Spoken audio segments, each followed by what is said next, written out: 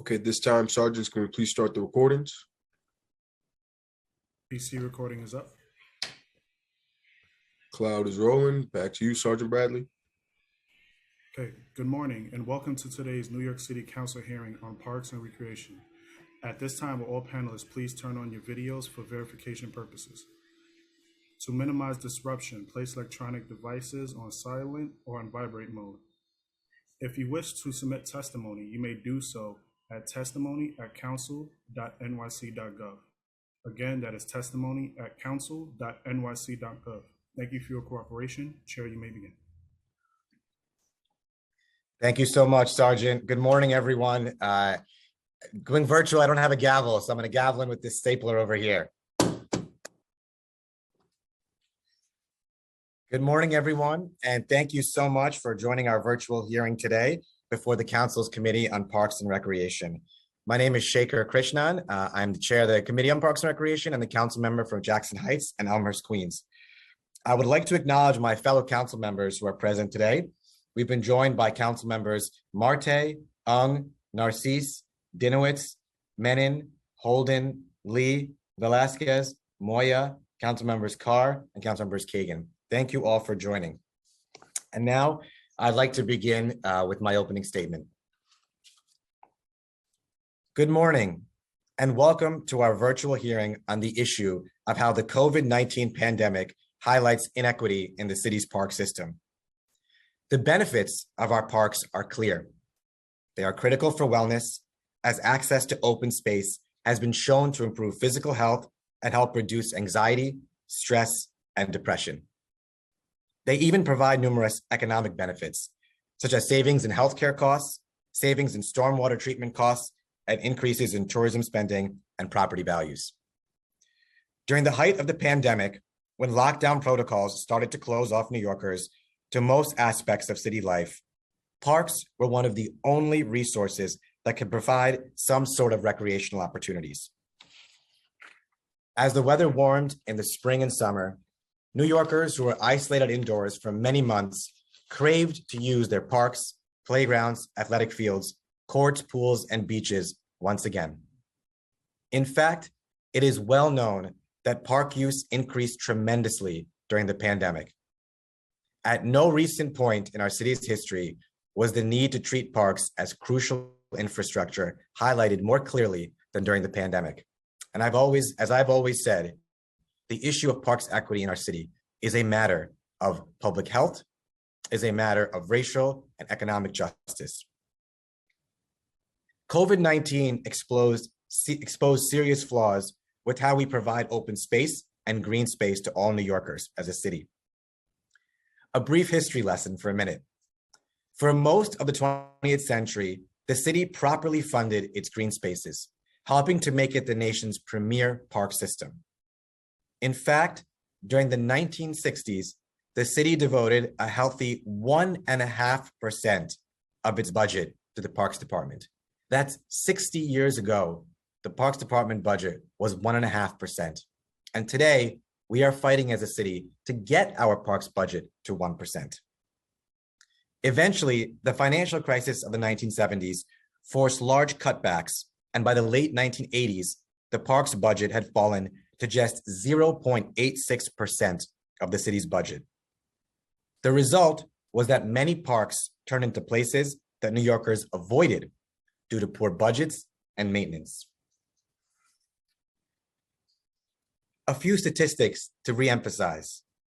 As I mentioned before, park spending was about 1% of the city budget in 1960, 0.86% in 1986, 0.65% in 1991, 0.52% in 2000. Currently, the department's preliminary budget for fiscal year 2023 is $557.1 million and represents less than 1% of the entire city budget.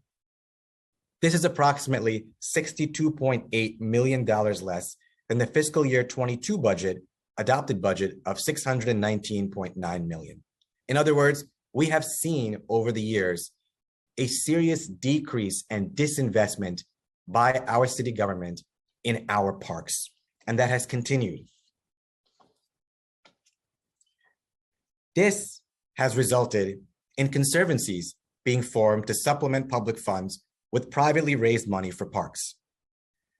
With this influx of private funds, many large and well-known parks saw a big turnaround in their status and once again became attractive recreational sites for city residents and visitors to the city.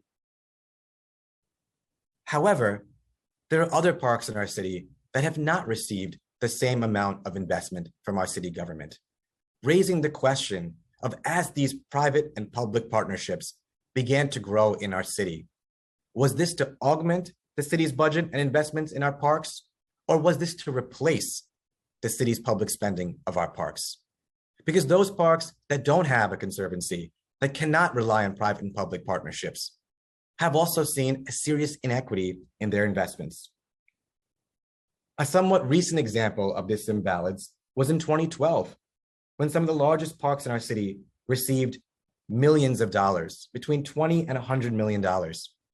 While in contrast, Flushing Meadows Corona Park in my home borough of Queens, a park surrounded by immigrant communities, some of the most diverse communities on the planet, attracted only $5,000 that same year of 2012 in its entire duration. While reliance on private funding and conservancies increased, public funding remained stagnant for many years. Even today, public funding consistently averages much less than 1% of the whole city's budget. Even as I mentioned before the cuts of the current preliminary budget, in fiscal year 2022, when the budget was a bit bigger at $620 million, it only represented 0.6% of the entire city's expense budget. The historical trend is clear.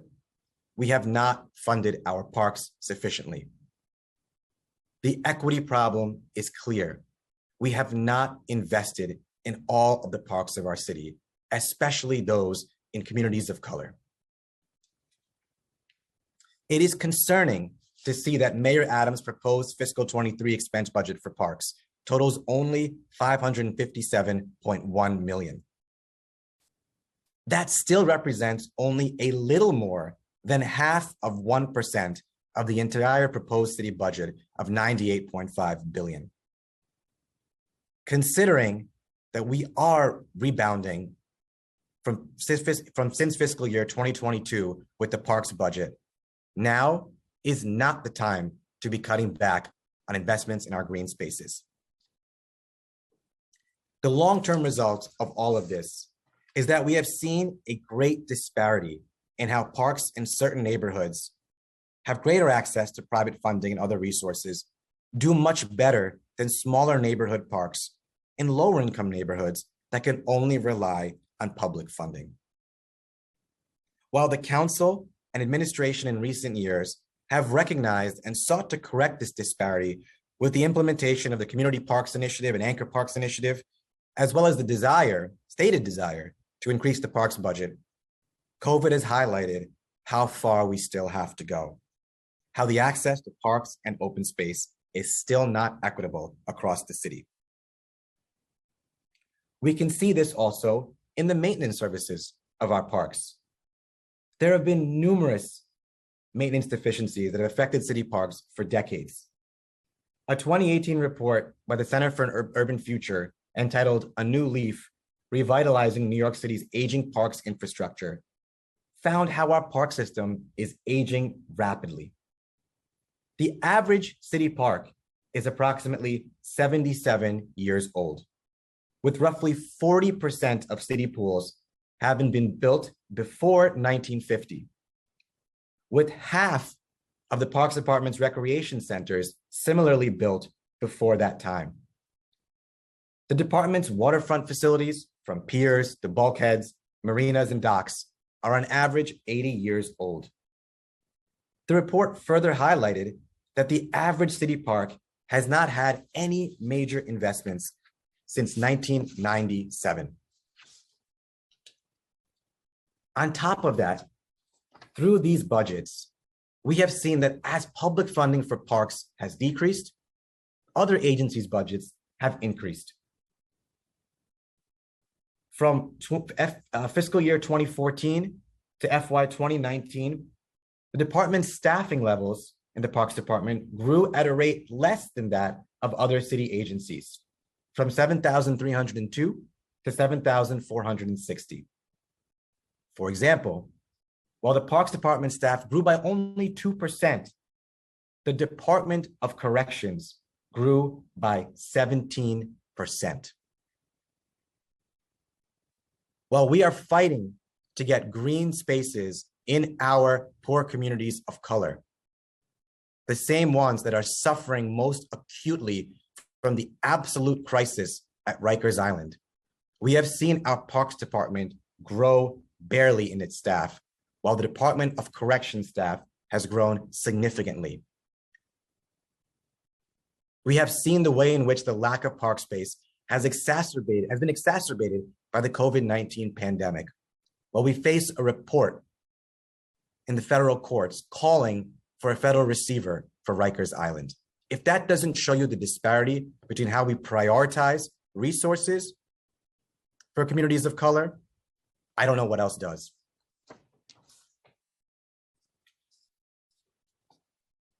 While it has been clearly documented that in many low-income neighborhoods and communities of color, where cases and death rates from COVID-19 were disproportionately high, residents lacked access to quality green space. In fact, more than 1.1 million New Yorkers did not have access to a park within a 10-minute walk of home when playgrounds, fields, and courts were closed. To put this in perspective, the average size of parkland in this city is only 6.4 acres in low-income neighborhoods, compared with 14 acres in wealthier neighborhoods. Further, the average park size is 7.8 acres in predominantly Black neighborhoods, compared with 29.8 acres in predominantly white neighborhoods. Generally, parks that serve low-income areas serve more people per acre than those in high-income areas. Now, I know this well for Jackson Heights and Elmhurst, Queens, where we rank 50 out of 51 when it comes to green space per capita in all of New York City's council districts. Neighborhoods like my own highlight this disparity dramatically. During the height of the pandemic, Jackson Heights had a COVID case rate of 4,706 per 100,000 people, which was the 5th worst in the city. And we averaged 2.28 square feet of open space per capita, which was the 4th worst. Elmhurst had a case rate of 3,977 per 100,000 people, which was the 15th worst in the city, and averaged 1.7 square feet of open space per capita. Square foot, 1.7 square foot of open space per capita, not even plural, which was the worst in the whole city. I know we can and must do better than this. I hope to explore many of the great ideas out there that seek to improve equity, including vastly increasing the park's budget. We need 1% or $1 billion for parks. That is not it's only a historic increase because of how much our Parks Department has been disinvested in over these years when it comes to public funding.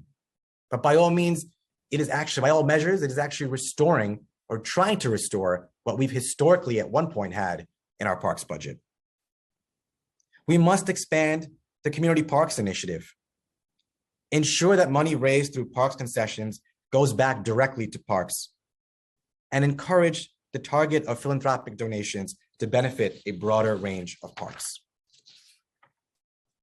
Finally, I'd like to note that we will also consider a piece of legislation that I have sponsored today. Intro number 173 would require the Parks Department to issue a semi-annual report identifying parks and playgrounds that have routinely failed inspections and submit a plan to the council on how the issues at such parks and playgrounds will be corrected.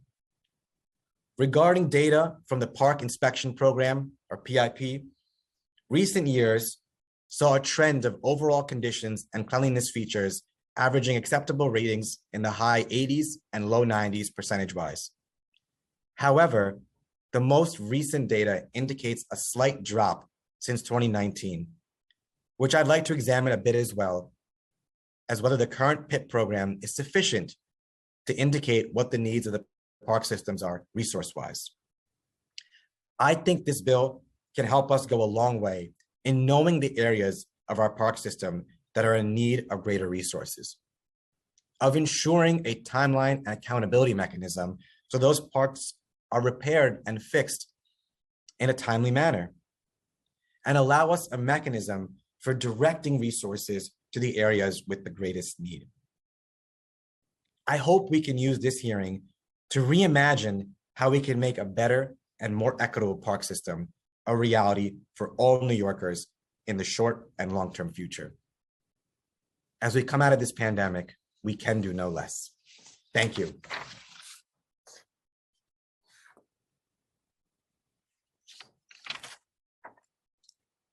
Now, as we begin, I'd like to remind everyone that going forward with this hearing and the ones going forward as well, we'd like to always start as a committee with hearing the testimony from 3 members of the public before the Parks Department. Myself, having testified as a civil rights lawyer for many years in front of the City Council's committees, I always felt it was important that those of our public are heard first, especially by any city administration and agency representatives, so that our communities, the voices of our communities, are truly heard instead of being made to wait till much later in a hearing when perhaps members from the agency aren't present or commissioners aren't present. So that'll be a new policy that we set going forward from this hearing and from there. And I want to thank Commissioner Donahue for also agreeing to listen to our members of the public first as our part of our first panel. I will now turn it over to our moderator, Committee Counsel Chris Sartori, to go over some procedural items. Thank you, Chair Krishnan, and good morning. I'm Chris Sartori, Senior Counsel to the Commission on Parks and Recreation, and I'll be moderating this hearing. Before we begin, I'd like to remind everyone that you'll be on mute until you are called on to testify, at which point you'll be unmuted by the host. During the hearing, I'll be calling on the various panelists to testify, so please listen for your name to be called, as I will periodically be announcing who the upcoming panelists will be. We'll at this hearing, as the chair mentioned, we will be first hearing testimony from members of the public, followed by testimony from members of the Parks Department. During the hearing, if council members would like to ask a question of the administration or of a specific panelist, please use the Zoom raise hand function and I'll call on you in order. We will be limiting council member questions to 5 minutes, including the time that it takes to answer such questions. For members of the public, we'll be limiting speaking time to 3 minutes in order to accommodate all who wish to speak today. As the chair mentioned earlier, we'll be hearing testimony from 3 members of the public. For these panelists and all panelists, once your name is called, a member of our staff will unmute you and the sergeant at arms will give you the go-ahead to begin upon setting the timer. So please wait for the sergeant to announce that you may begin before starting your testimony. I will now call on the various panelists. We will first be hearing testimony from Mayowa Adewumi, who is a high school student, followed by Charisse Palomino from New Yorkers for Parks, followed by Heather Lubov of the City Parks Foundation. And I will now call on Mayowa to please come forward and testify. Thank you. Time starts now. Good morning. My name is Mayowa Adewumi, and I'm a 10th grader at Midwood High School. I participate in the Quality of Life Innovation Program, which fosters a spirit of civic engagement and social innovation among high school students. Thank you to the Parks Committee of the City Council for the opportunity to speak about our city's park system and how it impacts young people. I live in Canarsie, Brooklyn, and am grateful to reside near great spaces like Canarsie Park and Shirley Chisholm State Park. While these large spaces are very nice and modern, I noticed that the same doesn't hold true for many of the parks and playgrounds directly around me. These smaller, more local spaces are often not as nice, and because of that, are not as desirable for use by the community. I see this every day coming home from school at Center's playground, where much of the equipment is rusted and rainwater sits for days on the ground under the swings. New York City's park system has been under and inequitably funded for 40 years. By keeping everyone home for so long, the COVID-19 pandemic has made it increasingly clear just how important parks are for public health and safety. Previous COVID-related budget cuts, as well as the mayor's proposed preliminary budget, would result in thousands of lost park jobs and ultimately threaten the conditions of our parks. The mayor can start to fix these problems by delivering on his promise to dedicate 1% of the city's budget to parks. The city council has the power to push him to deliver on this promise, and the Parks Committee should do that.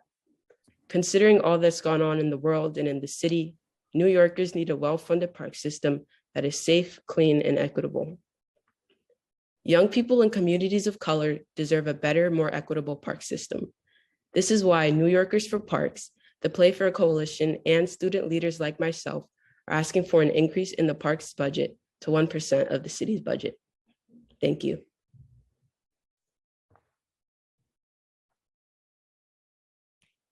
Thank you very much. And I'll turn it to Chair Krishnan, who has a question or comment. I just wanted to say thank you so much, Maiwa, for your testimony, for coming in front of us today, and to really highlighting the issue through your advocacy of how important parks equity is in our city too. So thank you so much, and keep up the great work too. And looking forward to our work together to keep fighting for parks equity in our city. Thank you very much. Our next speaker is Charisse Palomino, followed by Heather Luboff. Time starts now. Good afternoon. My name is Charisse Palomino, and I'm the Director of Advocacy and Programs at New Yorkers for Parks. We are the founding member of the Playfair Coalition, which includes over 400 organizations across the 5 boroughs. Thank you to the Parks Committee for the opportunity to speak about parks equity. I also want to thank Chair Krishnan for his leadership on this important issue. COVID has highlighted the critical needs of our park system, including spotlighting inequities in access, infrastructure, and maintenance. The city's decade-long divestment in parks continues to exacerbate these tragic inequities in our park system. The City Council and the Mayor can fix it by making 1% of the city budget, making the investment of 1% of the city budget into parks. Many parks and playgrounds need urgent investments in maintenance and upkeep.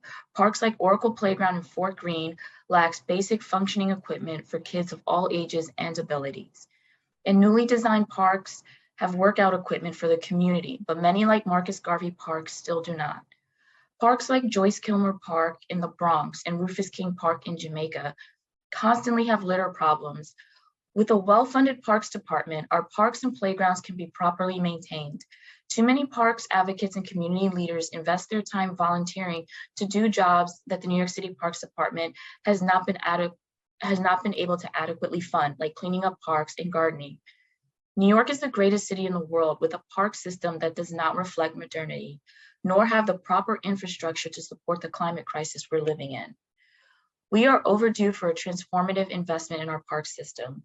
1% of the city budget can ensure that parks are well maintained and equitably serving New Yorkers of all communities and backgrounds.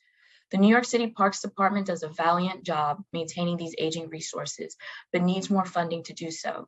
It is time to allocate 1% of the city budget to parks. Thank you.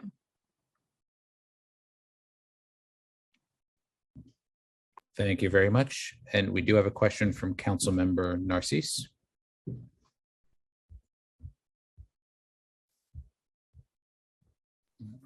Oh, I was waiting for the turn when it comes taking the council. I'm just excited. I put my hands up after the testimony that I will be asking my question. Very good. I'm so excited for my young lady here from Canarsie. That's all. Okay, thank you. Thank you. Thank you very much. Okay, we'll now move on to hearing from Heather Luboff. Thank you. Time starts now.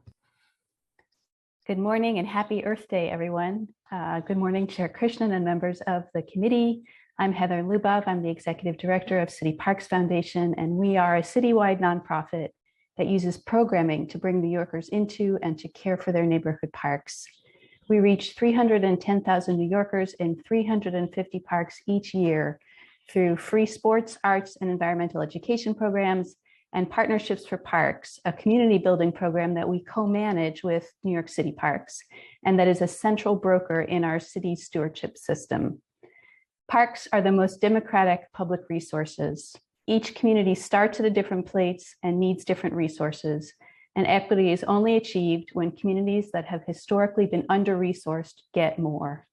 Initially, the Council's Parks Equity Initiative matched the administration's investment in community outreach on the New York City Parks side by funding City Parks Foundation staff to conduct more intensive engagement and to provide training, grants, coaching, and fiscal sponsorship that now empowers more than 500 park groups and 25,000 volunteers to address local needs that are meaningful to their neighborhoods.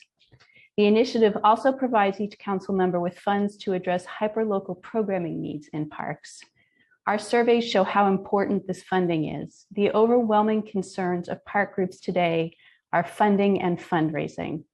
As well, the most common goal is the desire to engage their community in more public events. And that's a need that was laid bare during the pandemic when parks were essential. During the pandemic, we saw a decline of nearly 100 park groups and thousands of individual volunteers, many of whom lived in the hardest hit neighborhoods, and corporate volunteerism all but disappeared. As the city recovers and launches the next phase of the Community Parks Initiative to renovate 100 neglected parks, we ask for an increase in support through the Parks Equity Initiative to prioritize outreach in these and other historically under-resourced parks and to expand our ability to reach communities in languages other than English.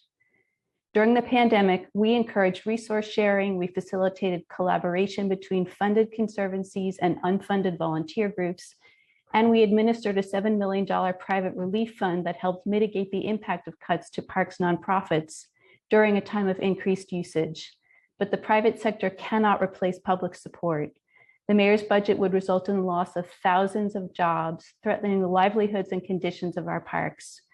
Our New York City Parks supported Partnerships for Parks team is already facing freezes of 8% of its staff through PEGs.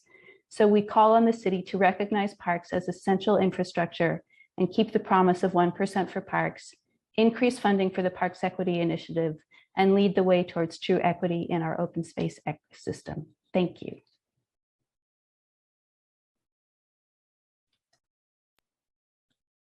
Thank you very much, and thank you to all of these panelists who have agreed to testify at the beginning of the hearing.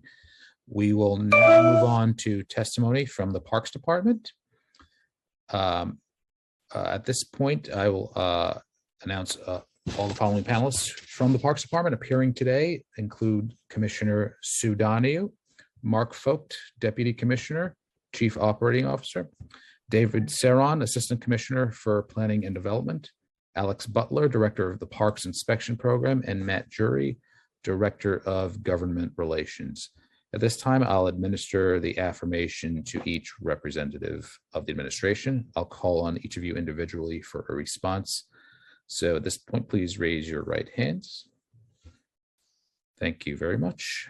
Do you affirm to tell the truth, the whole truth, and nothing but the truth before this committee and to respond honestly to council member questions?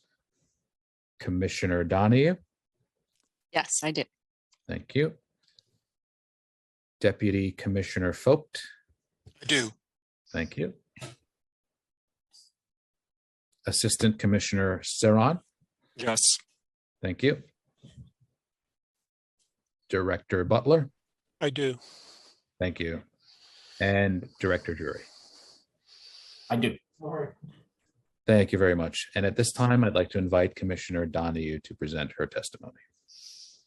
Thank you very much. Good morning, Chair Krishnan and members of the Parks Committee. My name is Sue Donohue, Commissioner of the Department of Parks and Recreation. And as you've heard, I'm joined by members of our senior team here at the Parks Department, including Mark Vogt, our Deputy Commissioner and Chief Operating Officer, David Ceron, our Assistant Commissioner for Planning and Development, Alex Butler, our Director of the Parks Inspection Program, and Matt Drury, our Director of Government Relations. We are very pleased to be here today to discuss equity as it relates to our city parks and open spaces, particularly in light of the COVID-19 pandemic. As you'll hear, equity is a centrally vital principle that informs all of our strategic and operational decisions, and we thank the Council for convening this important hearing.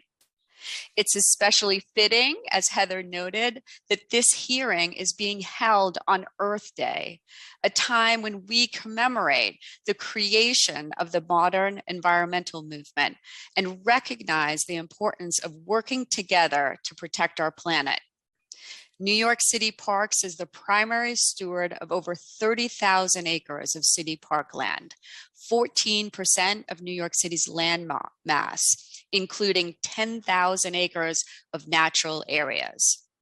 We oversee thousands of individual properties, including parks, playgrounds, community gardens, and beaches, all of which, as we know, are incredibly important spaces for New Yorkers and their physical, mental, and emotional well-being. From our agency's perspective, the concept of equity is simple. It's every New Yorker being treated fairly when it comes to their access to parks and open space and regarding the resources being allocated to those spaces.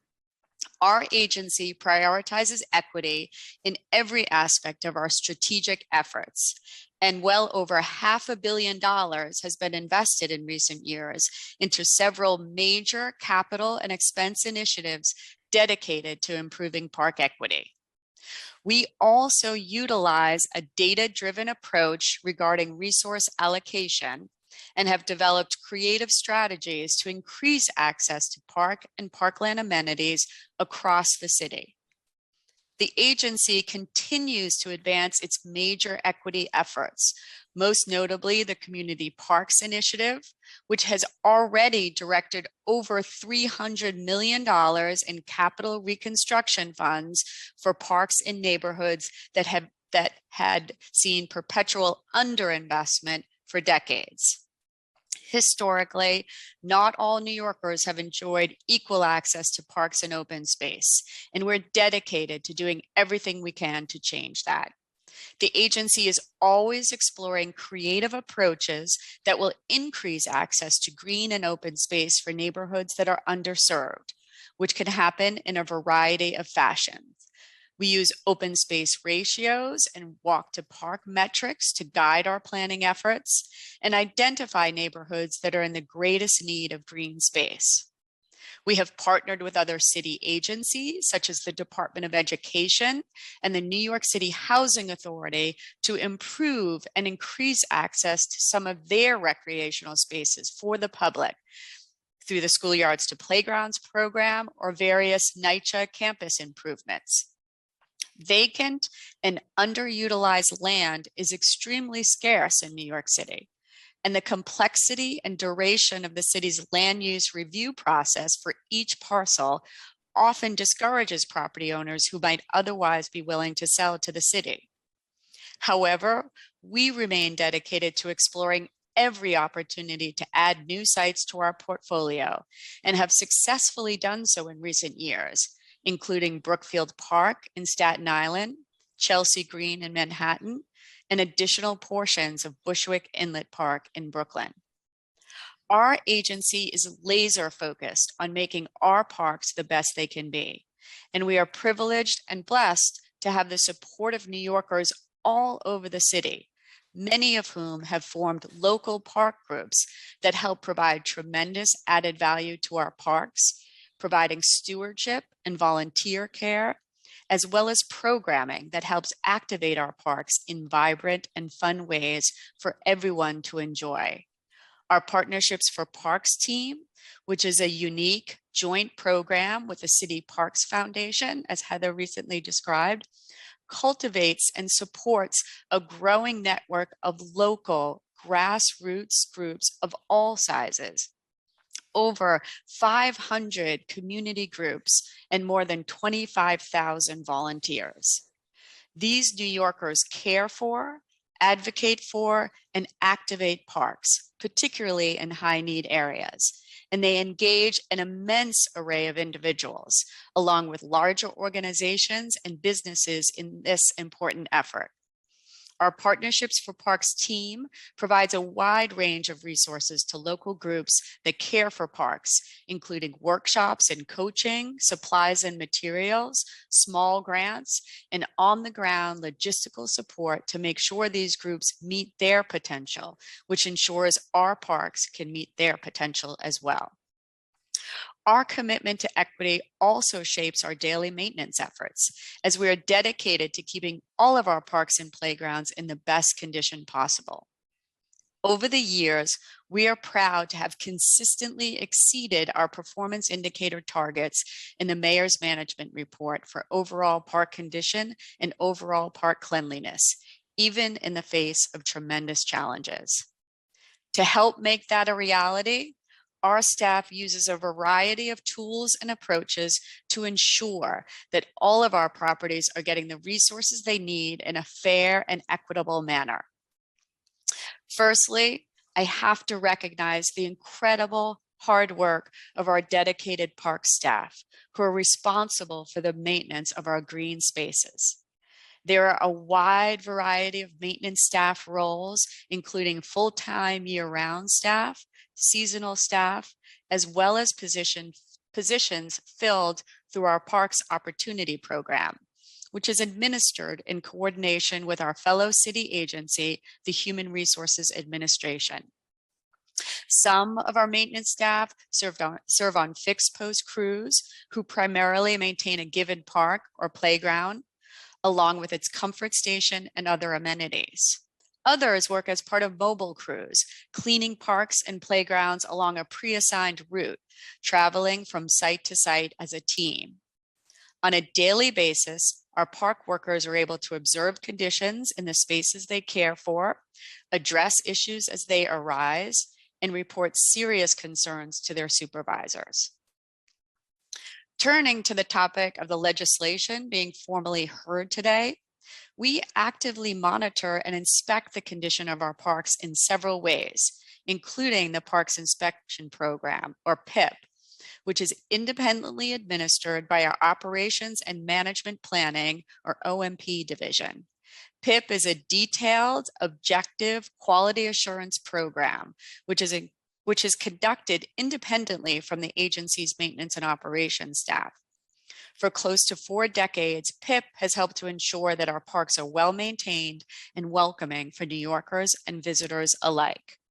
Created in 1984, PIP initially focused on small parks and playgrounds, but has expanded and evolved over the years, growing to become comprehensive and flexible enough to apply to all varieties of park properties, from small sitting areas to our largest wooded areas.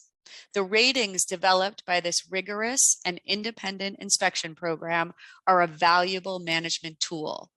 In addition to 311 reports, day-to-day monitoring by our maintenance staff, and regular inspections conducted by our park supervisors. In line with our agency's standing commitment to transparency, historic PIP inspection details for individual parks are available on our public website, in addition to citywide and borough performance data. More detailed line item inspection data is also available on the New York City Open Data portal. Lastly, our PIP inspection results serve as the source data that helps inform our key maintenance indicators in park section of the Mayor's Management Report, which is updated biannually and available online. We would welcome the opportunity to discuss the legislation further with the Council alongside a more expansive briefing on our inspection program. The COVID-19 pandemic and the ongoing struggle for racial justice have brought many important related social issues to the forefront of public dialogue, including the importance of access to parks and open space. In New York City, parks have always been our backyards, but in the past 2 years, they became our everything. Our classrooms, our gyms, our places of quiet reflection, and our spaces to safely reconnect with friends and family. At the height of the COVID-19 pandemic in 2020, many parks properties and facilities served a direct operational role in public health efforts, including testing, vaccination, and food distribution. New York City Parks has risen to the challenge during the pandemic, and it has strengthened our commitment to care for all of the parks in our system, especially those in neighborhoods identified by the Task Force on Racial Inclusion and Equity in response to the disproportionate impact of COVID-19 on communities of color. As you've heard today, a data-driven approach to fairness and equity informs and shapes every aspect of our strategic and operational decision-making. The condition and cleanliness of our parks is a top priority for this agency, and we've worked to make sure those resources are distributed in a strategic and thoughtful manner. Of course, we are constantly looking for opportunities to improve our practices and protocols and look forward to working with the council as we continue to care for our city's park system to benefit all New Yorkers. I would like to thank the council for giving us the opportunity to discuss this topic today. After our panel convenes, our staff will continue to watch the public's testimony via the council's live stream. But first, my colleagues and I will be happy to answer any questions you may have. Thank you. Thank you very much, Commissioner. And I'll now turn it to Chair Krishnan for his questions.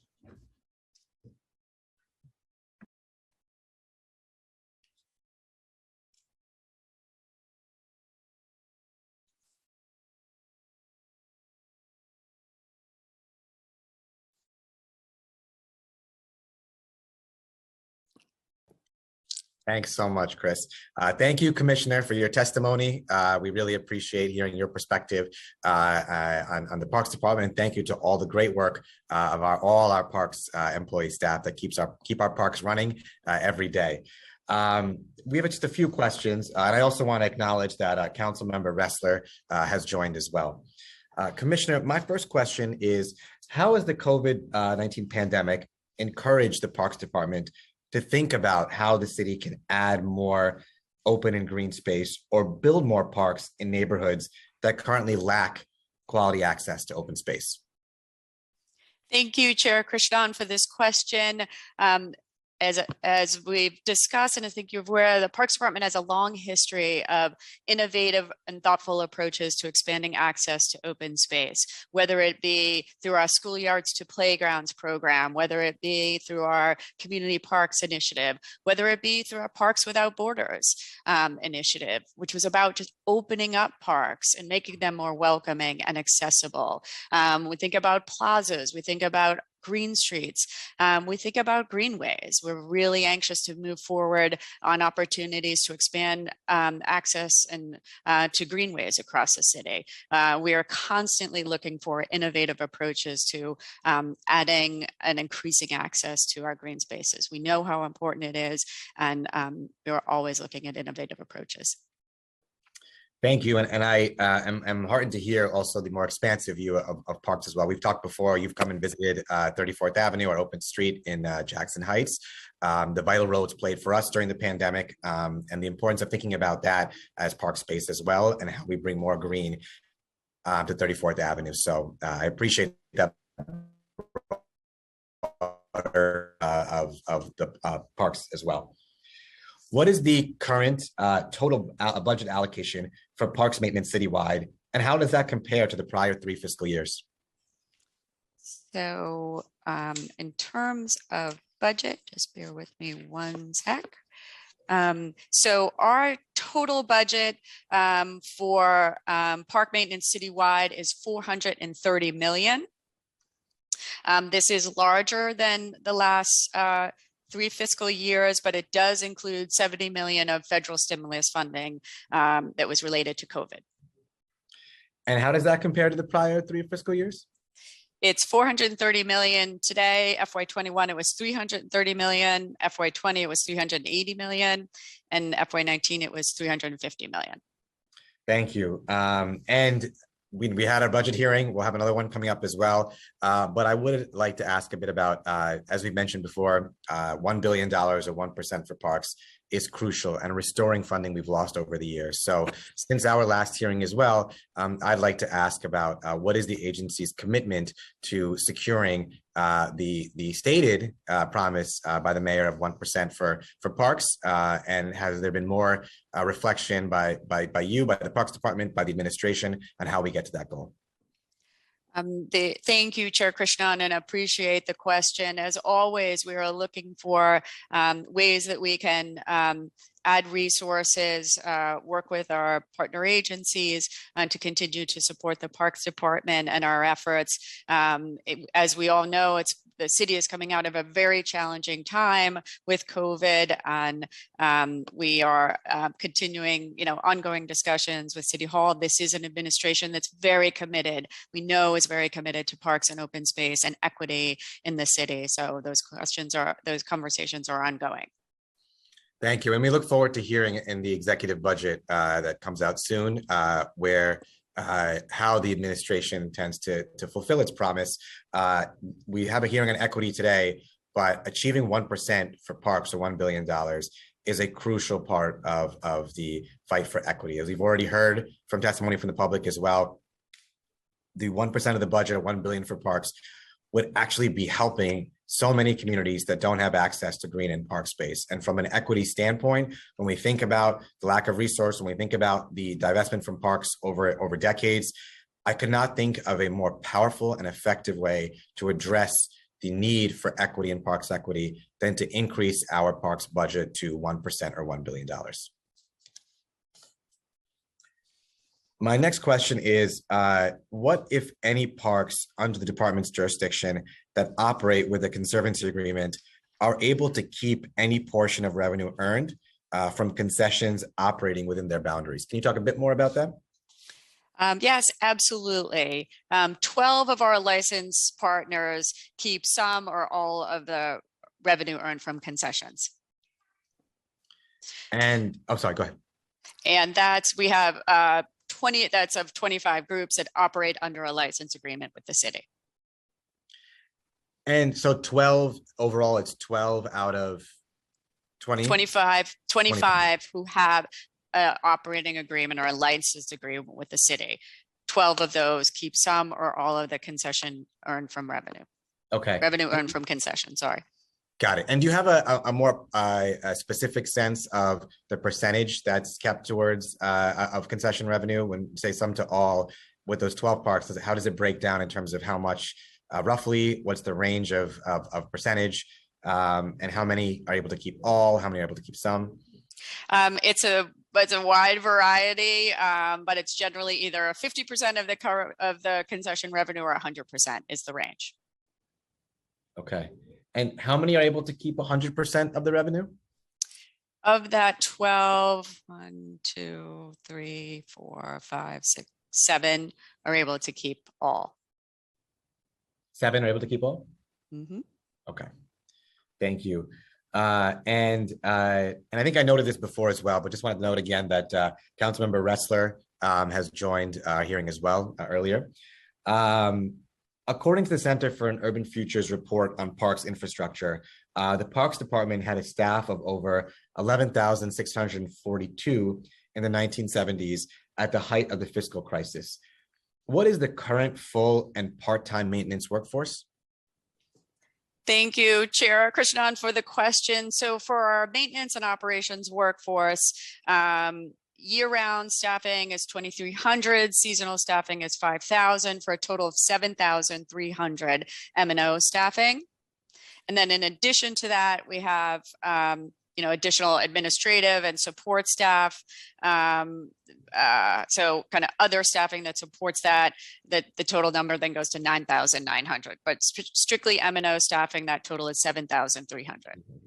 And what is this number broken down by borough or by park district? Do you want me to list by each borough? By borough would be helpful, yeah. Yeah, so for the Bronx, it's 865. Brooklyn, it's 1,058. Manhattan, it's 872. Queens, it's 1,010. Staten Island is 374. And then we have citywide services that provide trades and support staff throughout the borough. That's another 226. We have fleet support services that are part of our maintenance and operation team. That's 77. And then, of course, our forestry staff, which is vitally important in terms of maintaining our parks. That's another 178 individuals. Thank you. And what has been the trend over the last few budget cycles in terms of the increase of the maintenance workforce and the distribution? Thank you, Chair Krishnan, for the question. The trend has stayed pretty consistent. We did certainly during COVID, as across the city, there were such budget challenges. There was certainly a decrease during COVID where we didn't have seasonal staffing, but in general, it's stayed pretty consistent over time. Mm-hmm. And what would be the optimal number of full-time staff, in your opinion, for the Parks Department? I don't really have an optimal number that I would quote. I would say that we make really good use of the resources that we have, and our team works really hard to provide coverage across the boroughs and, kind of in an innovative and creative way as possible. Well, I mean, presumably it would be helpful to have more, given the amount of maintenance work that's needed for our staff. So if you don't have an optimal number, would you be able to say what factors in particular would help determine what that optimal number is and how we get there? Thank you, Chair Krishnan. I appreciate the question. I mean, we are always looking at, as I said, we spend a whole lot of time in terms of our PIP ratings. That's something that we utilize to inform our maintenance decisions and strategies. So we're constantly looking at how we're allocating staffing, where we need to be deploying staffing for the best effect in the optimal maintenance across the city. So we do, depending on staff, depending on some of our PIP ratings, we will shift staffing slightly. We'll add training. We'll deploy crews in certain areas. We also, one of the things that we do that's been very effective, we have hotspot crews that we deploy across the city, 100 different areas that we've identified that are highly utilize, say, barbecue areas or areas with bandshell and music. So we definitely look to very strategically place our employees where they're most needed across the boroughs. And, I think one thing is, and put simply too, when we talk about a budget increase for parks and $1 billion for parks, not just being an parks equity issue, it's also a workers issue too, right? I think it's so many, as we reviewed at the last budget hearing, there's so many seasonal workers and otherwise in the City Cleanup Corps who are affected by the proposed cuts in the preliminary budget to the Parks Department, who would be affected by an increase in the budget. So would you agree that an increase in the budget for parks to $1 billion would significantly help ensure that we can expand the parks workforce, that we can provide worker stability? We absolutely support the stability for our workers, absolutely. And it's an important aspect of what we do. We spend a whole lot of time with I mentioned in my testimony, our Parks Opportunity Program, spend a whole lot of time training, providing resources and assistance for our park workers, especially entry-level workers. So we are always looking to provide good opportunities and a good workforce and workplace for our employees, absolutely. And I do think increasing the budget would be a crucial piece of that as well. So, I think it's important that we see the fight for 1%, as I said before, as both from an equity standpoint as well as a workers' justice standpoint. And I know that we've had plenty of testimony before from parks workers and DC 37 staff about how crucial it is too. I want to turn to a couple questions about parks equity as well.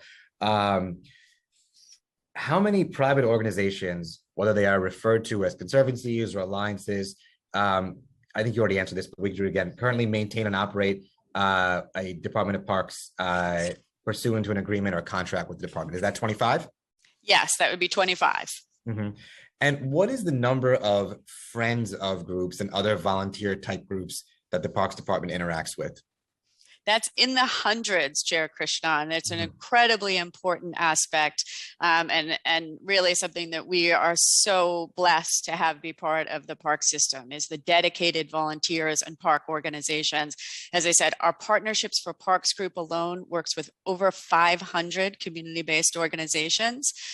We at the Parks Department, a big part of what we do is look to encourage stewardship and caring for our park system in all forms. And I'm biased, but I believe that volunteerism helps both sides. It helps the Parks Department, and it's a wonderful thing for people to get out and volunteer in their parks. So we have been really fortunate over the years. As I said, Partnerships for Parks works with over 500 groups and over 25,000 volunteers. So people come out and help support their parks. And for us, it's both, you don't have to be part of a formal group. We love people to just come out. We encourage people to clean up after themselves, all those things. Stewardship is incredibly important to us. So, you know, whether it be a really small friends of group, a local organization, an individual volunteer, it's all really important part of helping to support and steward this incredible park system. And that's impressive to hear the hundreds of volunteer and friends groups too, and really a testament to how many communities, how beloved parks are to so many communities.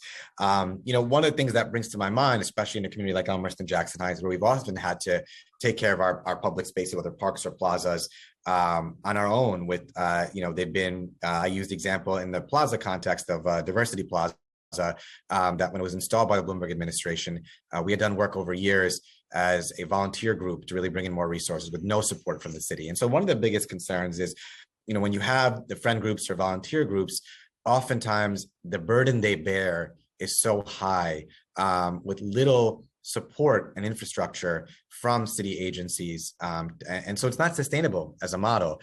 And so when we think about expanding green space and parks, especially in low-income communities of color, that's going to come up over and over again. These are communities that don't have the ability to create and fully fund conservancies or other private-public partnerships, and really need, and that's why it's so important to have public funding, because our communities, from an equity standpoint, depend on it. Has there been any thought by the Parks Department as to how to better assist and support all of the volunteer and friends group who bear so much of the burden of taking care of our parks? Thank you, Chair Krishnan, and such an important question, and one that we do think a great deal about. And it's really the whole reason for being of our Partnerships for Parks division. What they do is they go out and they provide tools, they provide workshops here's how to help inform people about how you advocate, for funding from your local elected officials. They help support volunteer efforts. They provide everything from tools to plans to it's a really important way that we help support those grassroots and local organizations on the ground. And it's through Partnerships for Parks that we have these incredible and extensive relationships with parks groups all across the city. So it's very much, and it's as you heard from Heather, it's a partnership with the City Parks Foundation, but our Partnerships for Parks division is certainly the way that we help to encourage and support local grassroots organizations. Mm-hmm. And could you see, again, budget increases to 1% or $1 billion for parks being a crucial part of making sure that the Parks Department has the resources to support many of the friends groups and volunteer groups that run the parks and take care of the parks on their own? As commissioner of the agency, we're always looking to expand access to resources, absolutely. And I appreciate the council's interest and support of these efforts. We get so much done. It's about partnership. It's about the local community groups, is working with our elected officials and supporting the park system.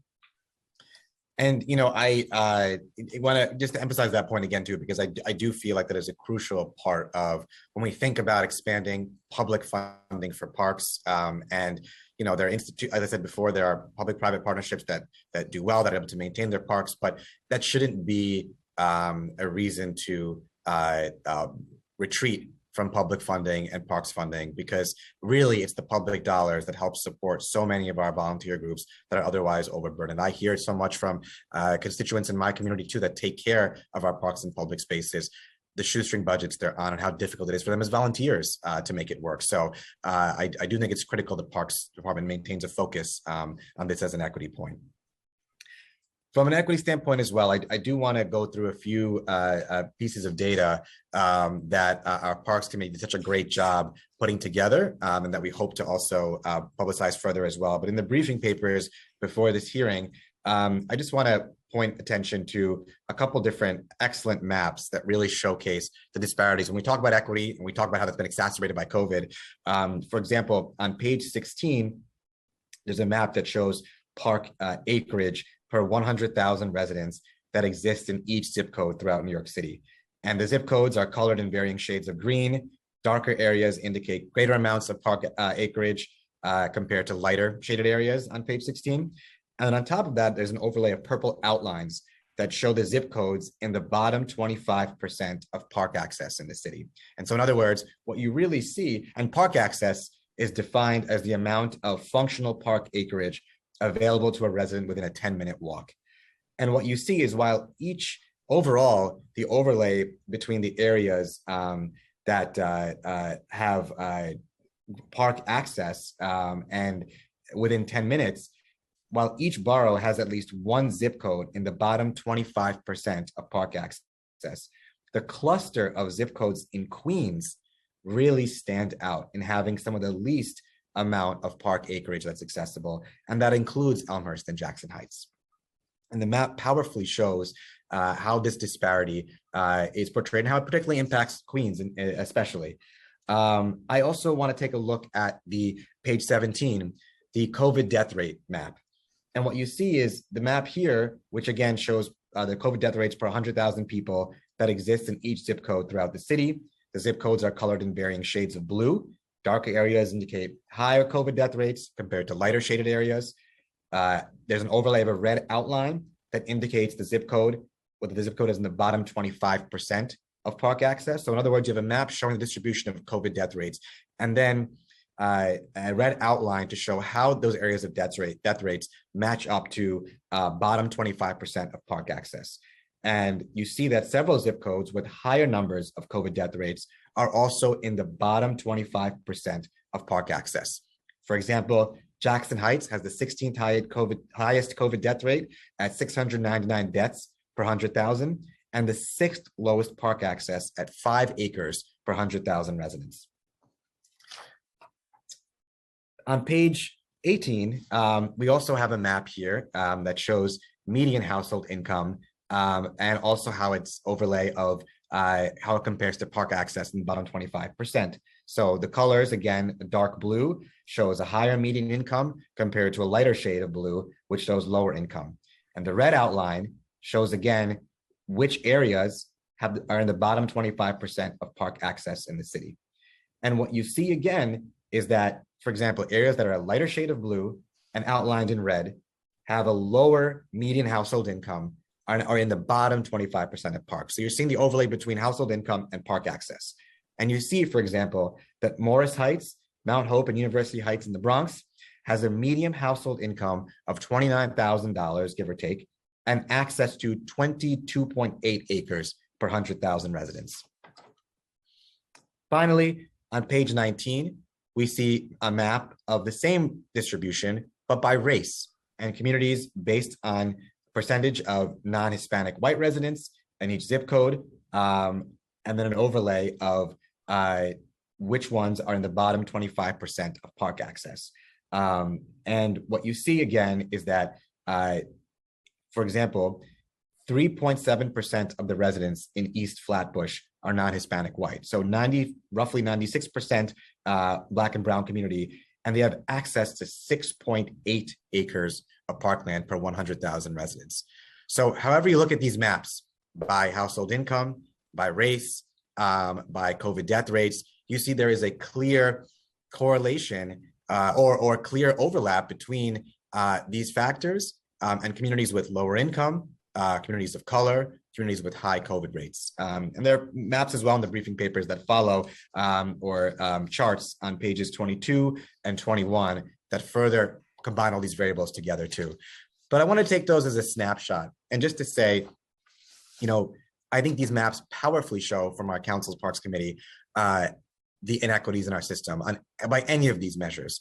And coming out of this pandemic, I'd love to hear a bit from you on behalf of the Parks Department. How does the Parks Department envision addressing these inequities when you look at income, when you look at race, when you look at COVID? What ways can programs be prioritized to address communities that have some of the starkest disparities, whether it's East Flatbush, whether it's the Bronx, or whether it's Queens? Thank you, Chair Krishnan, for the question and for all the maps and illuminating information. As you know, in a densely populated city like New York, it can be really challenging to add green space. And that's why we at the Parks Department are always looking at innovative ways that we can utilize existing open spaces. As I talked about in my testimony, whether it be partnering with the Department of Education on schoolyards. So the Schoolyards to Playgrounds initiative, it's a way to open up access to open space that heretofore wasn't available maybe to the community or the public. Or working with NYCHA and looking at NYCHA campuses. It's not parkland necessarily, but it's a way to provide more access to open space. Through our Community Parks initiative, where we're investing millions of dollars, that investment and analysis was based on looking at under-resourced areas, poverty rates. Where we targeted those investments was based on analysis, and it was very data-driven to look at addressing equity issues and gaps. We are looking at all of the weapons in our arsenal, if you will, whether that be where we plant trees to green, where we're looking at expanding access to greenways so that people can have access to a larger park. We're being thoughtful about all aspects of both open space under our purview and not under our purview.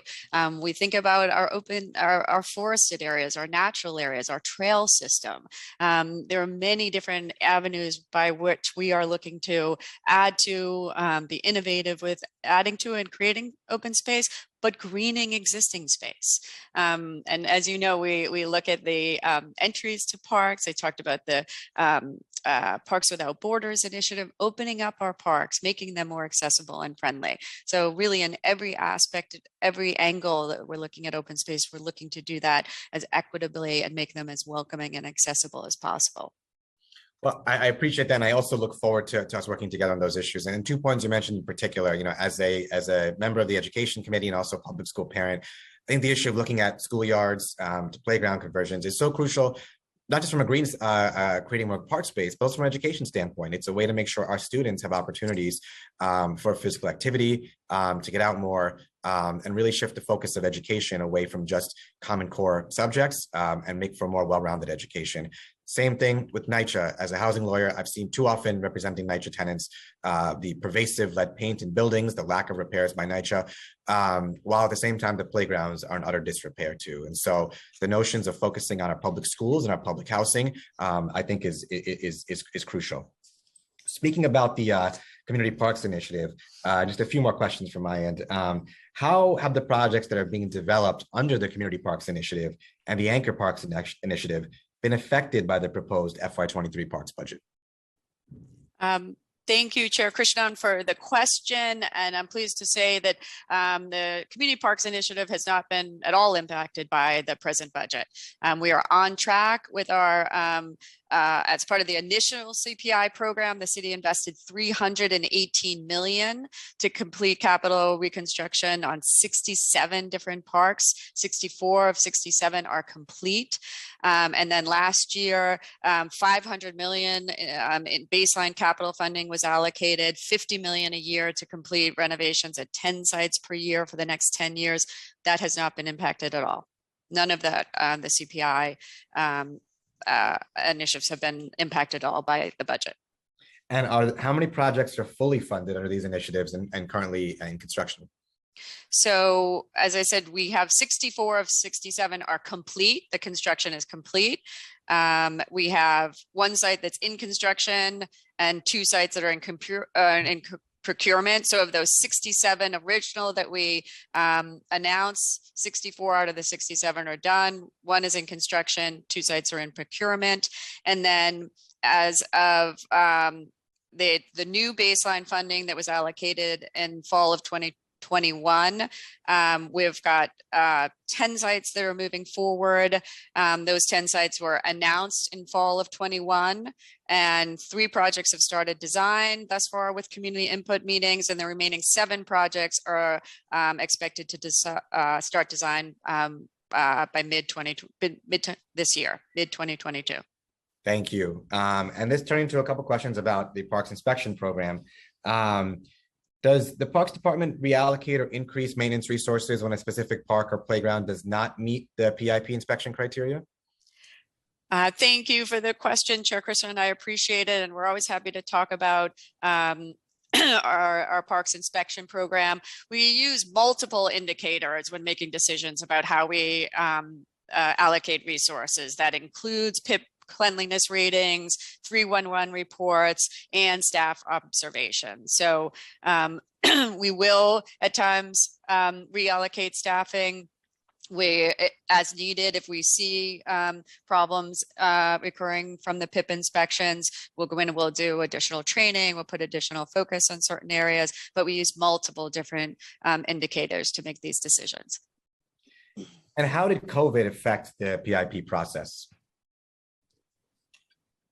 Thank you for the question. And thankfully, it did not negatively impact the process. I'm so proud of our parks workers, both our PIP inspectors and our parks just staff in general who were out all through COVID, and certainly were essential to the city's recovery from the pandemic. But in the last 2 years, we've completed over 6,000 inspections, and that did not change under COVID. Our folks were still able to be out conducting their inspections and did not change with COVID. Thank you. And my 2 questions. Local Law 98 of 2015 required that the Parks report on maintenance resources, required that the Parks Department report on maintenance resources allocated to various park properties. Did the most recent report highlight any areas of the city where park resources and maintenance suffered the most? Thank you for that question. I do not believe that it did identify the areas where parks suffered the most, but I'm going to throw the question over to my COO and Deputy Commissioner Mark Folk to answer that. Thank you, Commissioner, and good morning, Chair Krishnan. Good, nice to see you again. The Local Law 97 report that you referenced did not show any discrepancies or impacts of COVID, in that it is a report that reports after the fact based upon where staff spent their time doing tasks. So, and as the Commissioner has repeatedly noted in this hearing, our resources are allocated based upon need. So the Local Law 97 report, again, reports after the end of the fiscal year on where the resources were allocated based upon need. And in the Parks Inspection Program, how many inspections were performed again in 2020 compared to 2019? Mark, I'm going to answer as 6,000 each year, right? 6,000 inspections a year. And my final question is, the council administration restored and added a total of 80 million in Playfair funding for in the fiscal year. Can you specify how that funding is being allocated for inspection maintenance practices? How many positions have been filled to date with those funds? How many positions remain to be filled? And what is the timeline to fill those positions? Thank you, Chair Krishnan, for the question. And, I do want to point out that funding provided amazing value for the Parks Department throughout the city. So it's very much appreciated. The distribution of Playfair individuals, we had 100 CPWs and 50 gardeners, and they have been hired. That has been consistent throughout.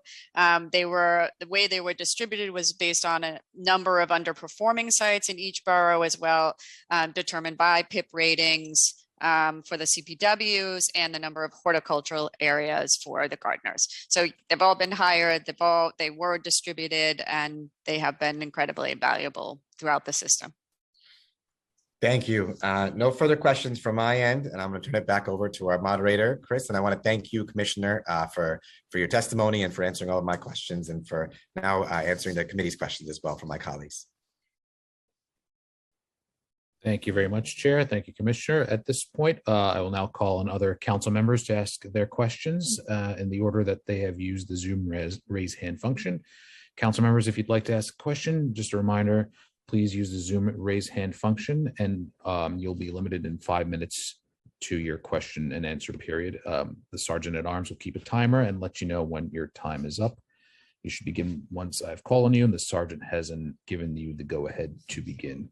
We will first hear from Council Member Narcisse, followed by Council Members Dinowitz, followed by Council Member Kagan. Time starts now. Thank you, Chair. Thank you, Commissioner and staff and everyone. Thank you. The pandemic caused a severe loss of up to park maintenance hours and lost horticultural hours. According to report, many trees, shrubs, and plants were unplanted and lawns were untrimmed. How close is park to catching up with the maintenance losses caused by the pandemic? What are the long-term maintenance effects of any? Thank you, Councilmember Narcisse, for the question.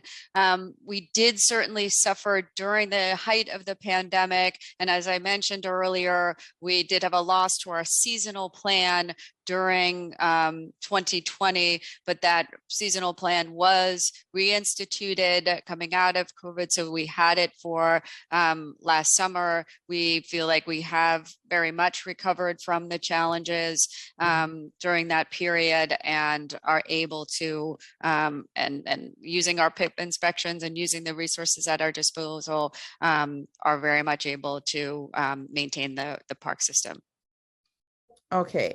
In staffing, we were talking about, is apparently how many that you have that cover Brooklyn? I think it's 800 some. For Brooklyn, it's 1,058. Oh, 1,058.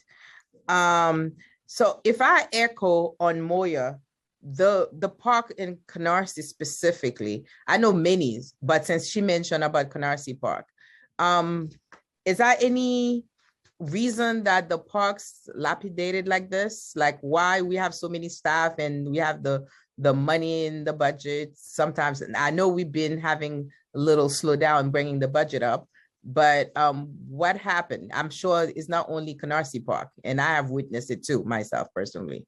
What's the problem that the parks are so bad? Thank you, Councilmember Narcisse. I'm sorry to hear in terms of that the park is so bad. Our numbers don't show that there is a significant diminution in service in that area, but it's certainly something that we will look at and have the borough look at specifically for Canarsie Park. Yeah, because one of the things that I realized in especially Canarsie Park, Prosper Park, those are utilized by people everywhere. So the staffing been short, especially around piers where activity by the waters and in Queens as well. There's requirement, I mean, for me to think that in the summertime around where people are picnicking, we should have an increase in staffing to maintain those parks, especially in the most needed area. We don't even have enough footage, square footage, not square footage, miles, whatever the measurement, the metrics that you use per capita, we don't have enough square open for the people to be at the park. So the least that we can do is to maintain the parks, to maintain them clean. I have another question about the schoolyards. Are there any plans to expand on the city schoolyards to playground projects? Thank you for the question, Council Member. It's absolutely something that we would love to entertain and move forward. As with all things, it involves resources and capital dollars to be committed, but it's absolutely something that we want to talk with our sister agencies and determine a way forward. Another question. I don't know about so many parks, but one of the things that I witnessed in Marine Park and Salt Marsh, right across from Marine Park, the bridge is falling apart. Is something that brought up to your attention? Because that's dangerous too. It's a safety issue. So I'm looking forward to see what we can do with that. Thank you, council member. I appreciate that. We will note it and absolutely take a look at it for sure. Okay, I appreciate your time, and like the chair mentioned, this is a public health issue for me. It's very important that we maintain all the parks around the city, especially in the high-risk area. We saw what happened. A lot of folks don't have no backyard. They don't have anything but the park for open space for family. And myself personally, there's time that I had to use my parks for my children to raise them. So it is important for us to have our park well maintained. So whatever we can do, like the chair mentioned, we want to increase the budget. It is important. It is the time more than ever.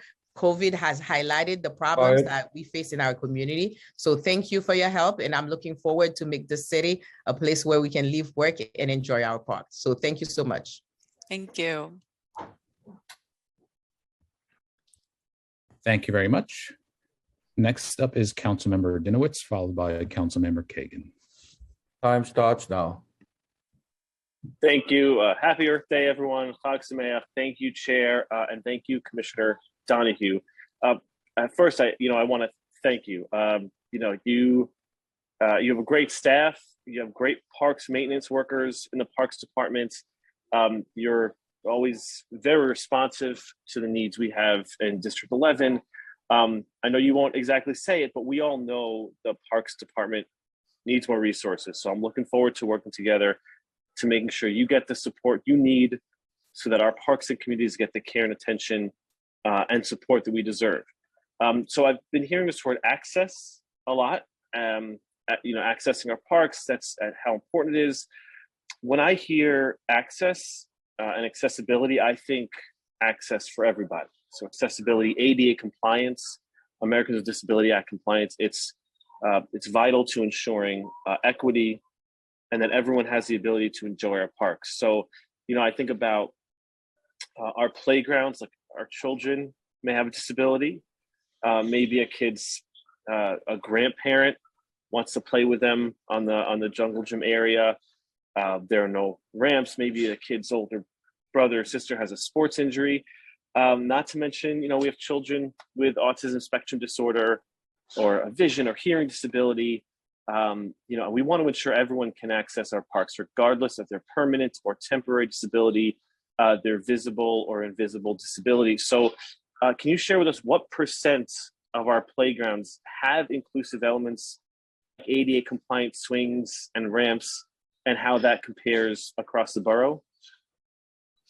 Thank you, Councilmember Dinowitz, and I so appreciate the question, and we could not agree with you more. When we talk about access, it's not only welcoming spaces and spaces that people feel comfortable going into, whether that be our comfort stations, whether that be our landscapes, but absolutely in terms of ADA access and making places as available to as many as people as possible. I do not, I will tell you, have the exact number for you, but I will absolutely follow up in terms of the number of ADA accessible playgrounds in the borough or across the borough. I'm happy to follow up on that.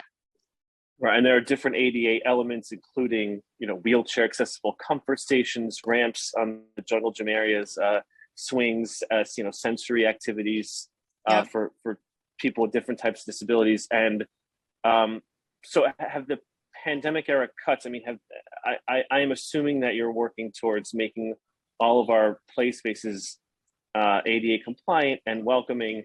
How is the cuts, these budget cuts and pandemic era cuts, affected your plan to make our playgrounds ADA accessible? Thank you for the question, Councilmember Dinowitz. And luckily, the cuts have not impacted our plans to make our playgrounds and play spaces accessible. We have a healthy capital budget, and it's something that we look at in all of our designs. And that has not changed, and that continues to be at the forefront of our efforts to design and renovate our parks. I just 2 weeks ago was in Bronx Park, and we opened the Waring Playground in Bronx Park, and it's an absolutely wonderful example. It had not only wheelchair accessible swings, ramps to access the playground. It had Braille, all different sensory type of amenities for kids of all different abilities. So it's love to hear it. Yeah, it's a prime example of the work that we're doing. We have wonderful designers that we work with in-house and that we partner with, and accessibility is at the forefront of our thinking. Absolutely. So I'm certainly looking forward to seeing that breakdown of all the different elements currently in our playgrounds, and especially how it compares across the boroughs. One other question on this is conservancies were mentioned before, conservancy and Friends of Group. Do we see, this is one other piece of information I'm going to assume you don't have, but I'm interested in is, do we see in parks with Friends of Groups and conservancies that they have more ADA compliant components than strictly city-run parks? And my last question, it's very clear that parks with conservancies, these Friends of Groups, they look nicer, they get more attention. They're better for the community. Like Councilmember Narcisse, I'm one of those parents who was raising my kids in our parks. So on your website, I see you have these community parks initiative. You're building better partnerships with communities. But is there proactive outreach done to help create these groups, specifically in communities, of color, communities without these groups, for instance, working with the local council member or working with CBOs or schools to help create those groups from the ground up? Is there any outreach done like that? So thank you, Councilmember Dinowitz, for your question. And I'm going to just address the first question first, which is parks with Friends of Groups or conservancies or alliances attached to them do not have more ADA accessible or less ADA accessible equipment. Most of the restoration, the capital work is done by the Parks Department, not typically through a Friends group. And so the answer would be no. There is no differential between having a Friends group and having more ADA accessible. As I said, the renovation, the capital construction is generally done by the Parks Department, and we are looking at writ large for all of our park spaces, is making sure that there is, we're thinking about accessibility across the board.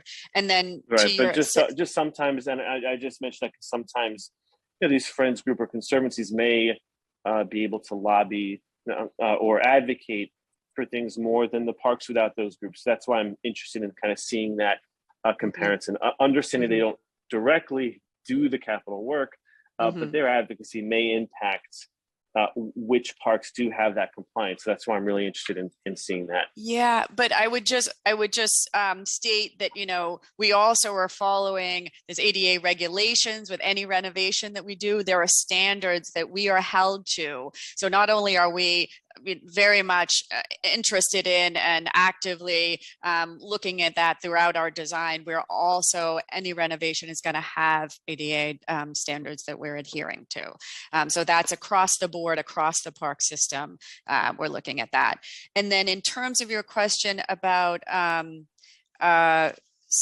you're asking about, so in terms of reaching out to groups and encouraging Friends of Groups, I would say, yes, absolutely. That's a big part of what our Partnerships for Parks organization does, is they're working with grassroots, very local on the ground organizations to help encourage stewardship, to help encourage volunteerism. We have found that it's that kind of local support for volunteers that lends itself to helping to create a network, helping to create Friends groups around these parks. And so that's something we're actively engaged in. As I said, we have over 500 community groups and 25,000 volunteers that we engage across the park system. And we're really, really fortunate in Parks. It has a history of really active volunteer engagement and supporting parks. And that's something that we cherish and something that we look to absolutely support and augment. Thank you so much, Commissioner. Thank you. Thank you very much. Next up is Councilmember Kagan with questions. Time starts now. Thank you so much, Chair Krishnan. A very good example for each one of us to start with public testimony. not to end with public testimony, so everybody will hear what public has to say. Thank you so much for your leadership, and thank you, Commissioner Donahue. Thank you for coming to Blessing of the Rights in Coney Island. Thank you very much, and agreeing to work to restore our famous, legendary, landmark Coney Island boardwalk, which definitely needs to be fixed and restored. My question is not about expenses, but about resources and revenues part. Because I know that for any project, you clearly need more money all the time. You mentioned it already. So I have many ideas. Some of them I'm trying to put as a legislation, but some of them could be done just on the park side from parks without even any kind of legislation. For example, I always talk that why in Florida we have concession kiosks on beaches. We don't have anything like this in New York City. And anybody who is any beach goer who goes to beach should bring everything with herself or himself. Like I'm prime example, every time I need to go there, I need to bring everything with myself. Why we cannot use private businesses and to offer this will be new service to beach goers and new revenues to Parks Department, because it's a permits, sales tax, income tax, jobs, etc. Another idea is like, if it's good for Central Park Conservancy to charge money for memorial plaques on benches, we have so many benches, not just on Coney Island Boardwalk, but in every playground, in every park, so many benches. Is it even possible to establish such a program so people who wanted to put memorial plaque on some kind of bench can pay some kind of fee to Department of Parks and get the permission and to put this plaque like it's happening already in Central Park. I saw it, I have pictures, can send it to you. Another idea, when I go on the boardwalk and I see a lot of stands, you know, like graffiti on them, etc. Why not to use existing infrastructure of Parks Department, like comfort stations, for example, or any kind of like booth or stands like I saw on the boardwalk with graffiti for paid advertising. That's another revenue source. Like if you need a special permit or special legislation, I would be glad to introduce, but that's another opportunity to get revenues. Because, for example, it's beach season is coming, and again, lifeguards will leave at 6 p.m., and nobody who works in New York City will not be able to swim at 6:30 p.m. That's money for lifeguards, money to even like to maintain these comfort stations themselves, itself. So what do you think about all of this idea? Thank you, Councilmember Kagan, and I appreciate your thinking and appreciate all of the good ideas. It's really helpful to us. I'm going to luckily we have our expert in concessions, David Cerrone, is on the phone to just talk about concessions on beaches, can respond to that. We do have at the Parks Department in terms of your adopt a park or adopt a playground idea, there is that opportunity. We do make that available. And so we can absolutely get you information about that. That's something that people can do in places outside of Central Park, certainly. And then in terms of paid advertising, that is something that, there are a lot of rules and regulations around and that we're very careful about. There's an approval process. We don't want our parks and open spaces become overly commercialized, and there are rules in terms of, public facing assets in parks and what can be advertised and not advertised. So while we do, have certain sponsorship opportunities and things like that, there is a whole process just in terms of what can be posted and displayed in parks. Public design issues and things like that. So we try and be, as stewards of this incredible public property, try and be very careful about advertising and what is displayed. Comfort stations could be a lot of comfort stations, even for their own maintenance, so they would be clean. I don't think anybody would object some advertising outside on the comfort station. What do you think? Potentially. David, do you want to talk to us a little bit about concessions on beaches?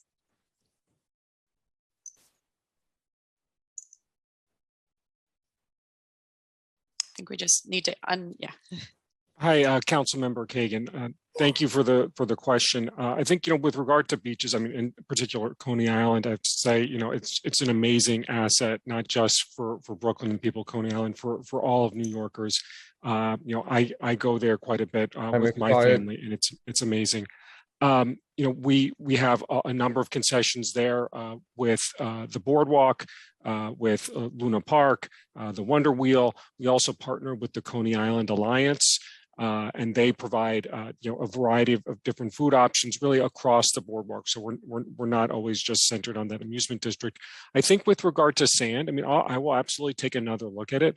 The matter we've run into in the past is we have to work very closely with DEC, the Department of Environmental Conservation. Anytime you do something on sand, there's a lot of requirements and restrictions. Of course, we always want to be as respectful of the environment as possible. And sometimes, as a result of that, it means, just leaving the sand for the beachgoers. But we will absolutely take another look at it. It is already done in Florida. It's not like I'm not opening any kind of new. It's done already. Many beaches in Florida. I saw it all the time at the beginning of the beach, not at the end, like closer to, in our case, to boardwalk. Like in some sectors, it shouldn't be like every minute, but like large sector, one kiosk will help people to rent something, or like, I'm not talking about food. I'm talking about like chair or umbrella, something like this. It's happening already in Florida. Okay, that's helpful. I mean, to understand, if you're talking about like equipment rentals, yes. in terms yes. of chairs and umbrellas. Umbrella, everything water-related activities. Okay, that's helpful. I appreciate it. Thank you. And Councilmember Kagan, I just thankfully, our Deputy Commissioner Mark Folk said to me, there is on our website, there's information about opportunities to have donor recognition and plaques. So we'll make sure you get that. It's on our website, but we'll forward you the information. Okay, thank you.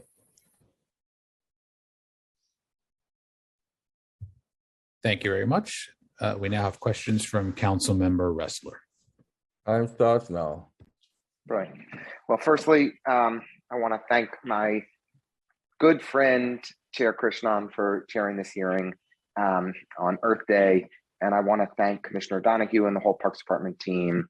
I think more than ever during this pandemic, we have all been extraordinarily appreciative of the really hard work that Parks staff do each and every day to maintain our green spaces. And for most of us in New York City, our parks are our front yards, our backyards. They are the spaces we depend on most, and never more than over these last couple of years when we've all needed to get outside and it was the place that we could socialize. So I really want to express my gratitude there, and just congratulate Commissioner Donahue, who's clearly off to a terrific start, and I think is an inspired choice for the Parks Department.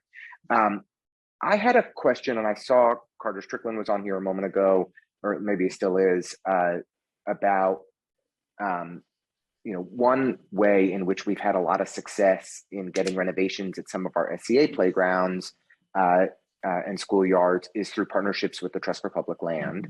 And I think we would all agree that the parks capital process is not as efficient or cost effective as we'd all like it to be.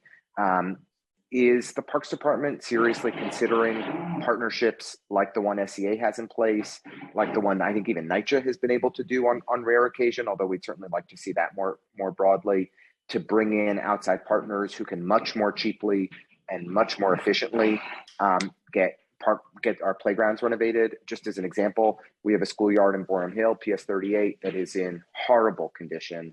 And the Trust for Public Land has come in. It's going to be fixed up in a year, and at a third of the price that it would have cost the Parks Department to do the same work, and a third of the time frame. So just interested if that's something that's on your radar and agenda, Commissioner Donahue, to try and improve our dilapidated playgrounds. Thank you, Councilmember Ressler, and I appreciate the question. I'm very familiar with the Schoolyards to Playgrounds initiative. I led that during my last tenure at the Parks Department. It was part of Plan YC, and it's when we partnered with the Trust for Public Land to get over 250 schoolyards to playgrounds done.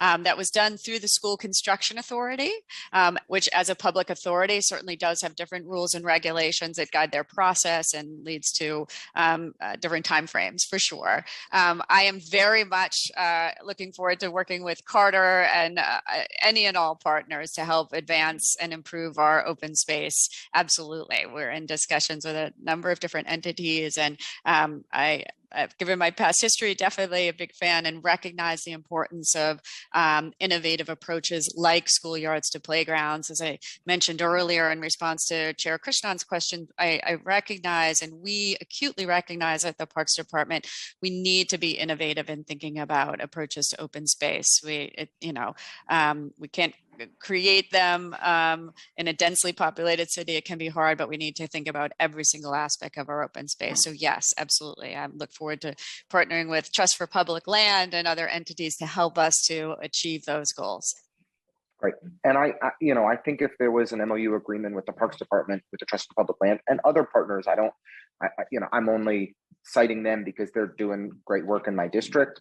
But it could be a way to more expeditiously and cost effectively see upgrades where they're needed, and would really welcome, in the same way the SEA has developed an MOU with outside partners, parks exploring similar things. And you deserve a lot of credit on the Schools to Playground initiative.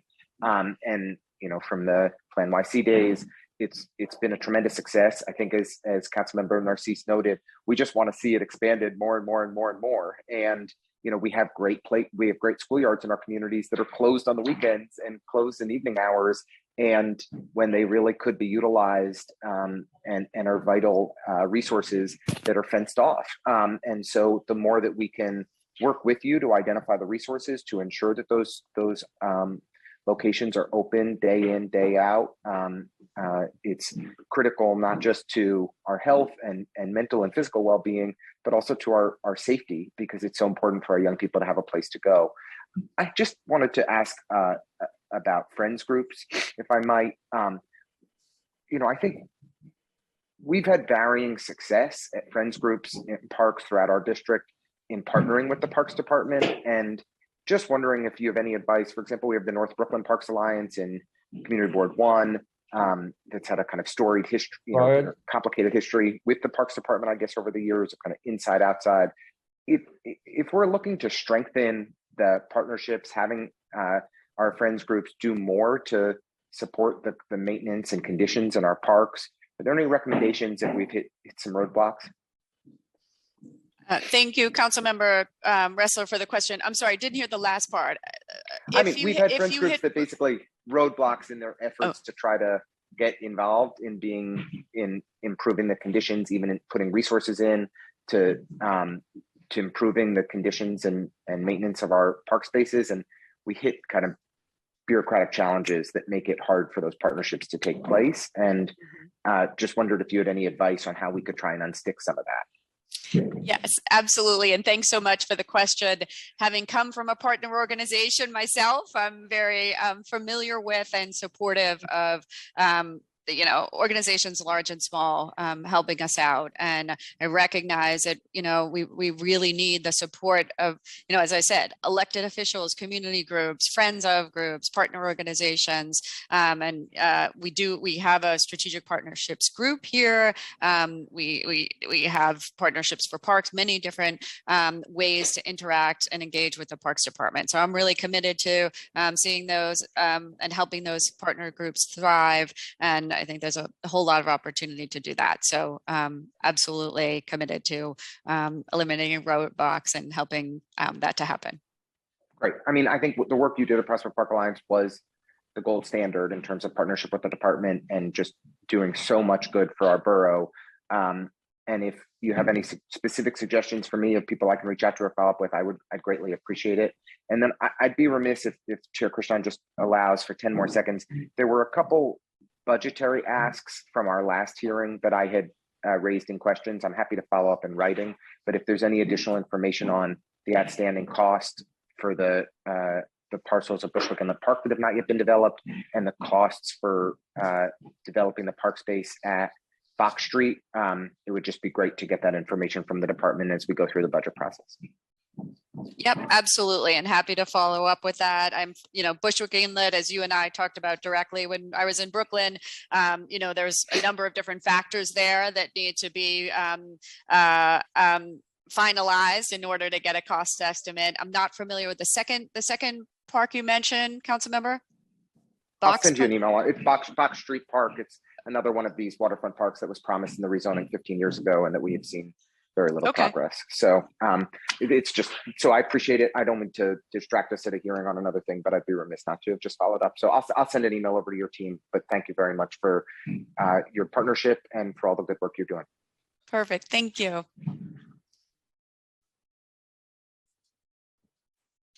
Thank you very much. At this point, there are no other questions from council members for the Parks Department. So thank you very much, Commissioner and other members of the Parks Department for appearing today. And at this point, we will now move on to testimony from members of the public who have registered to speak. I'd like to remind everyone that unlike our typical council hearings, we'll be calling on individuals one by one to testify. As I stated earlier, each panelist will be given 3 minutes to speak. So please begin once the sergeant has started the timer and given you the cue to begin. Council members who have any questions for a particular panelist should use the raise hand function in Zoom as well, and I will call on you after each panelist has completed their testimony. At this time, we will hear from Carter Strickland, followed by Lynn Kelly.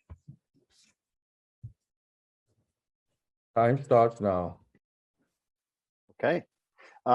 Thank you to the council, and thank you to Chair Krishnan and the Parks Department for this important hearing.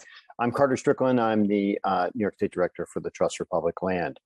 It is certainly true that parks were a critical infrastructure to help the city through the crisis. Just to illustrate that, we did a recent study, which is cited in the report, on the economic benefits of parks in New York City, which are substantial. But part of that included a finding that there were 527 million visits, based on a survey, every year to parks in New York City, and that's only from residents.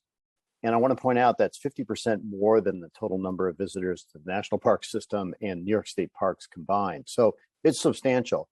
On equity, one indicator we use is the number of residents who live within a 10-minute walk of a park. And that's a national statistic. New York City, actually, to its credit, holds itself to a higher standard, but just for comparison between cities. And on that metric, New York City does well, with 99% of its residents.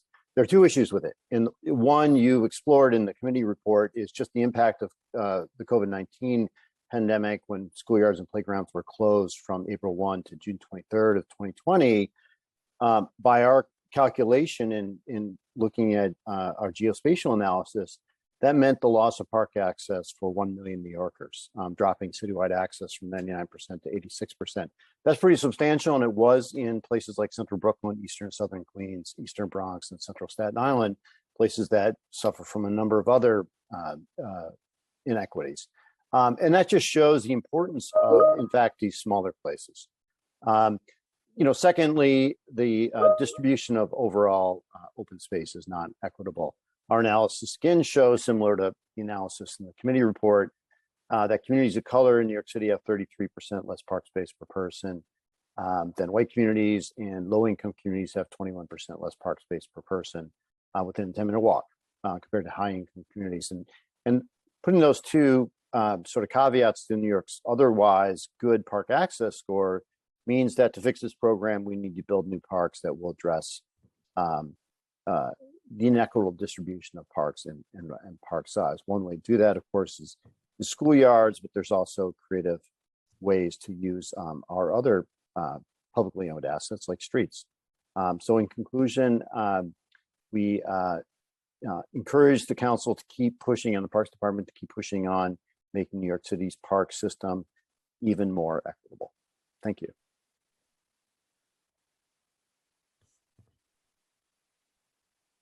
Thank you very much. We'll now hear from Lynn Kelly, followed by Carlos Castelcrook. Time starts now.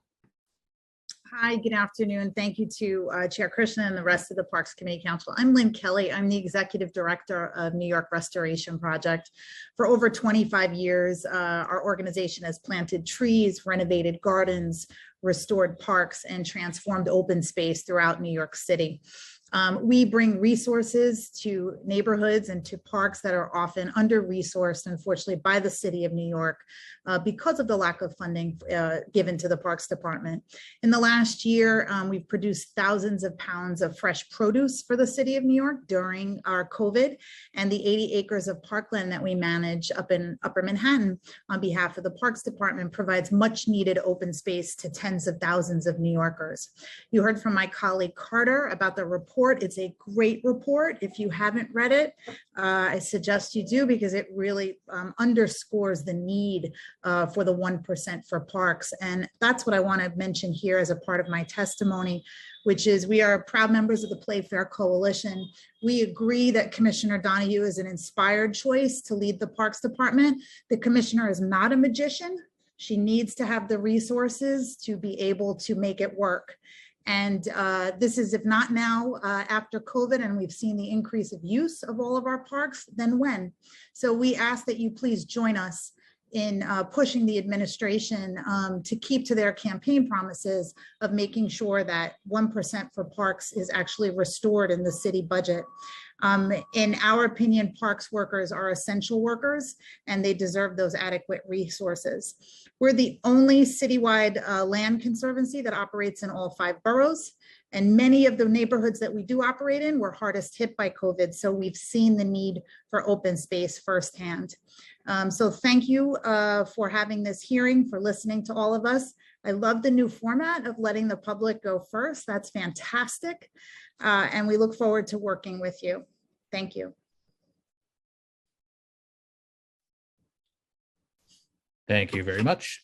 Our next speaker is Carlos Castel-Croce, followed by Rosa Chang. Time starts now. Good morning. My name is Carlos Castel-Croce, and I am the Associate for New York City Programs at the New York League of Conservation Voters. NYLCV represents over 30,000 members in New York City, and we are committed to advancing a sustainability agenda that will make our people, our neighborhoods, and our economy healthier and more resilient. Our advocacy through the Playfair campaign has exemplified the importance of parks to health, resiliency, and the sustainability of our city. Every year, we slowly see the worsening effects of climate change and dangerous carbon emissions on our daily lives.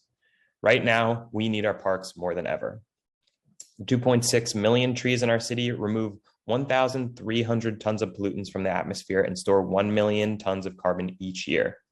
As a major source of the city's urban canopy, parks can reduce urban heat island effects by lowering temperatures up to 9 degrees. Parks also contribute to the resilience by fighting flooding, capturing almost 2 billion gallons of stormwater runoff, and ensuring water quality by filtering out as much as 95% of major pollutants. But not all communities benefit equally from parks. Just as environmental justice communities suffer from higher rates of pollution and adverse health problems, they also lack access to green space. Poor neighborhoods and neighborhoods populated by people of color have access to 21% and 33% less park space, respectively. Parks serving primarily non-white populations are also half the size of parks that serve majority white populations and are 5 times more crowded. This exemplifies the disparities environmental justice communities face daily. COVID-19 has only exacerbated these disparities, unfortunately. New Yorkers without access to adequate green space over the past few years haven't had the safe outdoor recreation spaces or cooling effects of parks that made the pandemic bearable for so many of us. We need to expand access to green space so underserved communities can ensure that parks we do have are properly funded and cared for. Investing 1% of the New York City budget in parks will ensure that our parks are safe, clean, and accessible for all. Intro 173 will continue to help us fight for parks equity by highlighting parks that routinely fail inspection, and we can show which parks aren't fully serving the communities and make sure parks in underserved areas get the attention they deserve.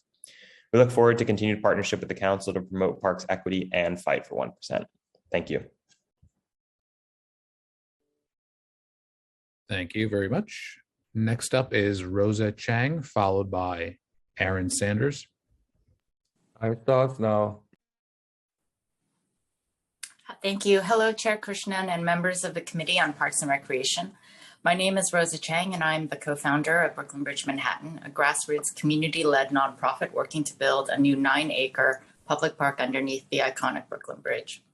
Every resident in New York City should have equitable access to green space, but as we all know and have discussed today, this is absolutely not the case. Brooklyn Bridge Manhattan represents the unheard voices of Chinatown and the Lower East Side. Within a half-mile radius of the bridge, there are 47,000 residents, 64% who identify as BIPOC, and 20% seniors. 20% of our families are below the federal poverty level. This TRIE neighborhood is one of the city's most densely populated areas and one of the areas most heavily impacted by the pandemic. The Manhattan side of the bridge is neighbored by NYCHA Smith houses, the Title I Marie Bertram High School full of low-income racially diverse children, and the long languishing South Street Seaport. Since 2010, there has been only $16 million in open space capital investment in our surrounding communities, and we have only 20% of the city median of open space. And on the Brooklyn side, there is the $370 million publicly funded 85-acre Brooklyn Bridge Park. This extreme contrast shows a clear inequity in how our park spaces are distributed and funded throughout our city. The way to address this is by building more parks in neighborhoods without. We are here to ask for your help because our community has been constantly overlooked and underinvested. We are weighed down by the infrastructural burdens of the FDR and the closed streets from the Civic Center security zone. Our neighborhoods are split apart by the Brooklyn Bridge itself. Each has an economic and health cost. COVID has made it plenty clear that parks are a basic infrastructural necessity in a dense urban environment like New York that should be free and open to all of us. I am here to ask you all to uplift our low-income BIPOC communities by supporting our parks and by helping Brooklyn Bridge Manhattan project bring equitable access to green space. Our proposal includes a resilient floodable park with integrated stormwater retention, playgrounds for all ages and all abilities, and a community and cultural hub. This park would not only benefit the surrounding area, it would benefit the entire city. Its implementation would serve as a massive economic booster by connecting our struggling businesses with the 20,000 daily tourists already crossing the world-famous Brooklyn Bridge, by hiring MWBE contractors and creating over 3,000 local permanent jobs and generating over $400 million of annual economic output. As we recover from the pandemic, Brooklyn Bridge Manhattan would be an invaluable contributor to the revitalization of New York City. I want to formally invite every single one of you on a tour of Brooklyn Bridge Manhattan. We would love your support in making equity in outdoor space a reality for our under-resourced and overburdened populations. The best use of the 9 acres underneath the landmark Brooklyn Bridge is not as a DOT parking lot. It is as a desperately needed park that sustains and nourishes our community. Thank you for the opportunity to testify. Thank you very much. Our next speaker is Aaron Sanders, who will be followed by Jonathan Robinson. Time starts now. Good morning. My name is Aaron Sanders, and I'm the Associate Director of Advocacy and Policy at the Natural Areas Conservancy. Thank you, Chair Krishnan and various council members for the opportunity to provide testimony today. The Natural Areas Conservancy is a nonprofit organization that was formed in 2012 with the goal of increasing capacity of NYC parks and its partners to restore and manage 10,000 acres of forests and wetlands under the agency's jurisdiction. Today, I represent our organization, the Playfair Coalition, and the Forest for All Coalition. I am testifying today to highlight the importance of NYC's urban forests, parks, and open spaces, and how they continue to provide innumerable benefits to New Yorkers during the pandemic. I also want to discuss tangible ways that we can improve our parkland after COVID. The COVID-19 crisis highlighted many of the inequalities that New Yorkers face. Uneven access to parks and open spaces is one important example of this issue. A study from the Trust for Public Land found that poorer neighborhoods have 21% less access to parks than wealthier neighborhoods. The disparity is more pronounced among racial lines.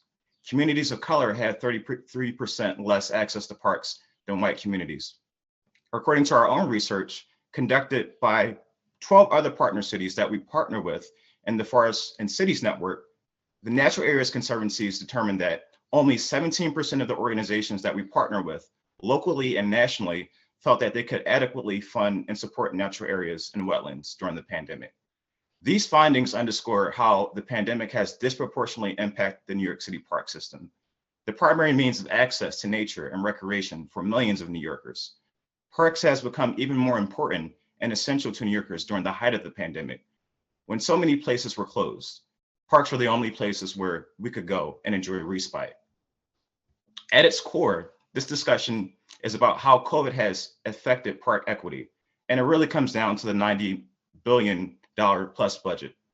New York City Parks has been underfunded for decades, and that lack of investment in communities across New York City has become even more glaring during the pandemic, when park use soared. Unfortunately, New York City Parks receive less than 1% of the budget. In addition to COVID-related budget cuts, historically, low public funding allocations for NYC parks has exacerbated this issue. Addressing this inequality is why the Natural Areas Conservancy is a proud supporter of the Playfair Coalition, advocating 1% for parks, and the Forest for All Coalition, advocating for the 30 by 35 tree canopy cover benchmark. And I'll truncate my testimony.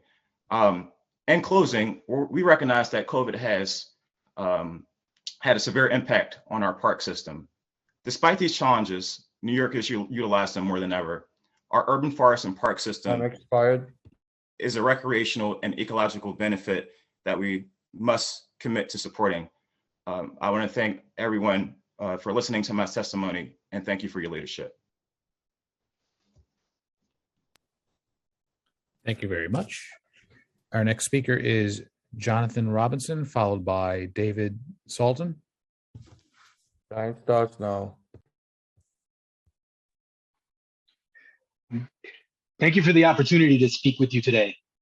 As Communications Director for Marine Park Alliance, it's vital for me to share with you the concerns of my organization and the constituency it advocates for, specifically regarding the lack of resources and support parks receive to fulfill their critical role in our communities. The city's parks have been underfunded and unfairly funded for far too long now. Marine Park, the largest city park in Brooklyn, has nearly 800 acres of green space across its natural grasslands, salt marshes, and its recreational areas, yet it has nowhere near the needed amount of staffing and upkeep for a park of its size. As things stand, even if it were to receive additional staffing and resources, this would likely come at the expense and to the detriment of another city park. Marine Park Alliance works hard to bridge this gap, providing volunteer programs to maintain the park and free recreational and cultural programming to enrich the experience of all park visitors. Yet this is merely a Band-Aid over a gaping wound, and for a thriving, healthy green space, services like these should be ensured through the city's budget.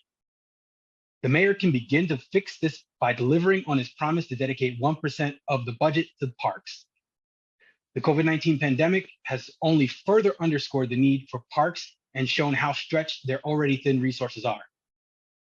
As a vital point of connection between social service providers and the people who depend on those services, parks should have an ample budget, not face steep budget cuts that result in the loss of critical parks jobs and services.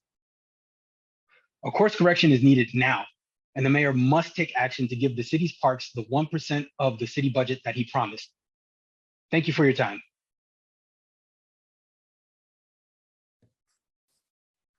Thank you very much. Our next speaker is David Salton, followed by Jackson Chabot. Time starts now.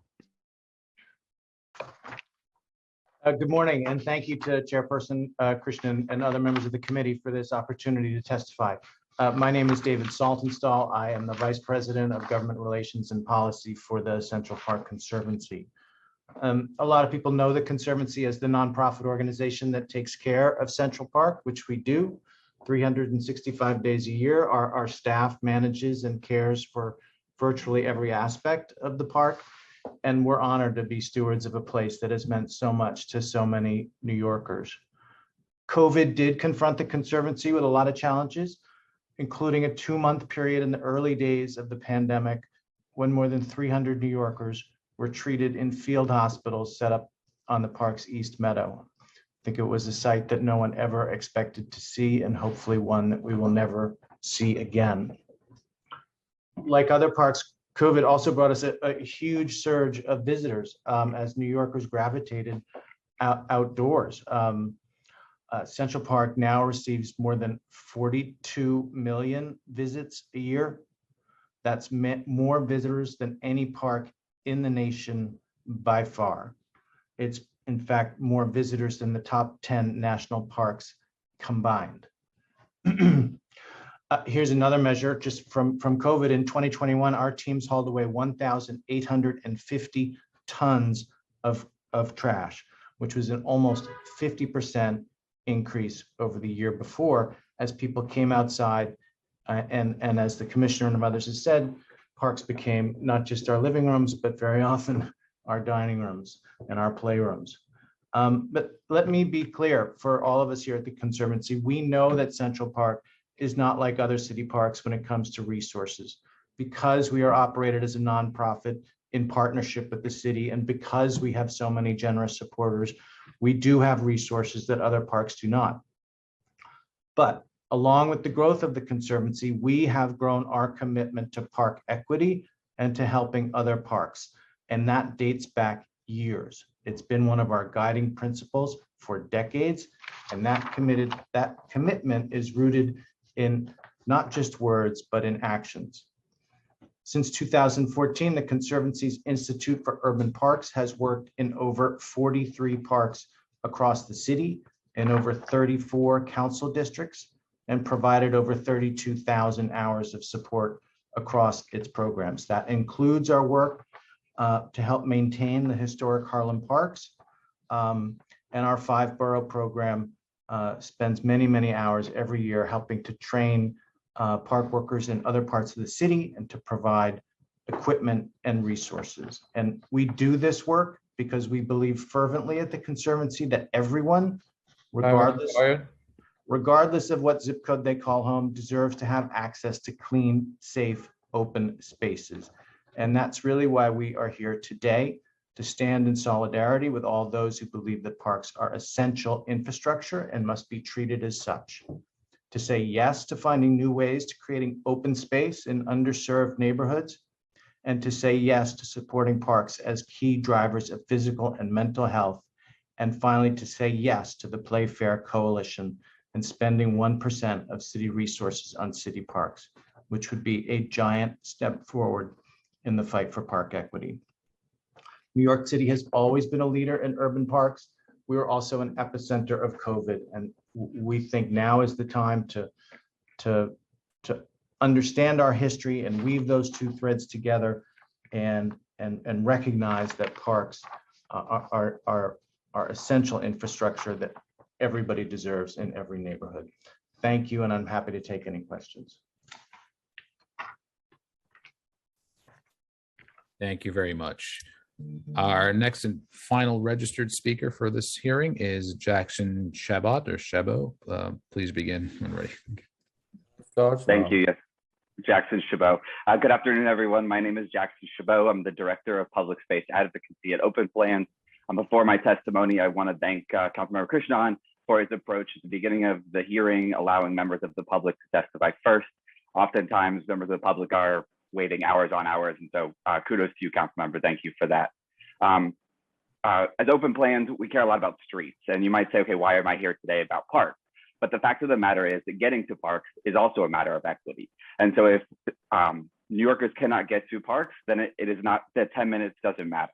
And so, you know, part of this, what I want to describe today is the mobility to and through parks, as well as being able to enjoy them. We're proud members of the Playfair Coalition, and so we fully support the 1% for Parks campaign. And I want to encourage the council as well as the Parks Department to use that funding, if it comes through, wisely. We don't need more vehicles in parks through the Parks Department. We need more electric bikes. We need more smaller devices to pick up and remove trash. The getting to parks is really consequential because, as the AM New York article yesterday indicated, traffic deaths are already up 44% over last year in New York City. And this was already on a historically deadly year last year. As I mentioned before, with electric bikes, I both encourage the department to purchase them, but as well to change their levels of enforcement. This has been seen in both Prospect Park as well as in Central Park, where Black and brown New Yorkers and delivery workers are getting ticketed of riding through the park and discouraged from using the park as a mobility corridor. But these are greenways in and of themselves. They're safe places for people to bike, walk, scoot, walk their dogs, etc. So I encourage a thoughtful approach to incorporating e-bikes into the park. The creation of more public space and creativity as a point of conversation today was very heartening and encouraging. I would encourage the Parks Department to think strategically about open streets and places like 34th Avenue as future park space, because the fact of the matter is we live on islands and there's not more space to be had. So therefore we need to reclaim it from other places. And with this, things like open streets, things like 34th Avenue have great potential to become parks. I would also encourage 34th Avenue to be continued to Elmhurst, but that's another conversation. And then in two final points, greenways, as mentioned in the conversation, deserve their fair funding. I often bike on Ocean Parkway and Eastern Parkway, and they're more like mountain biking courses than they are safe places to pleasantly ride. In conclusion, I want to highlight federal funding. And this is something I testified at the Transportation Infrastructure Committee hearing the other day. With federal funding, we have the opportunity to continue the cleanup corps to support both volunteers as well as Parks Department employees. And so with that, appreciate your time today and thank you for holding this hearing.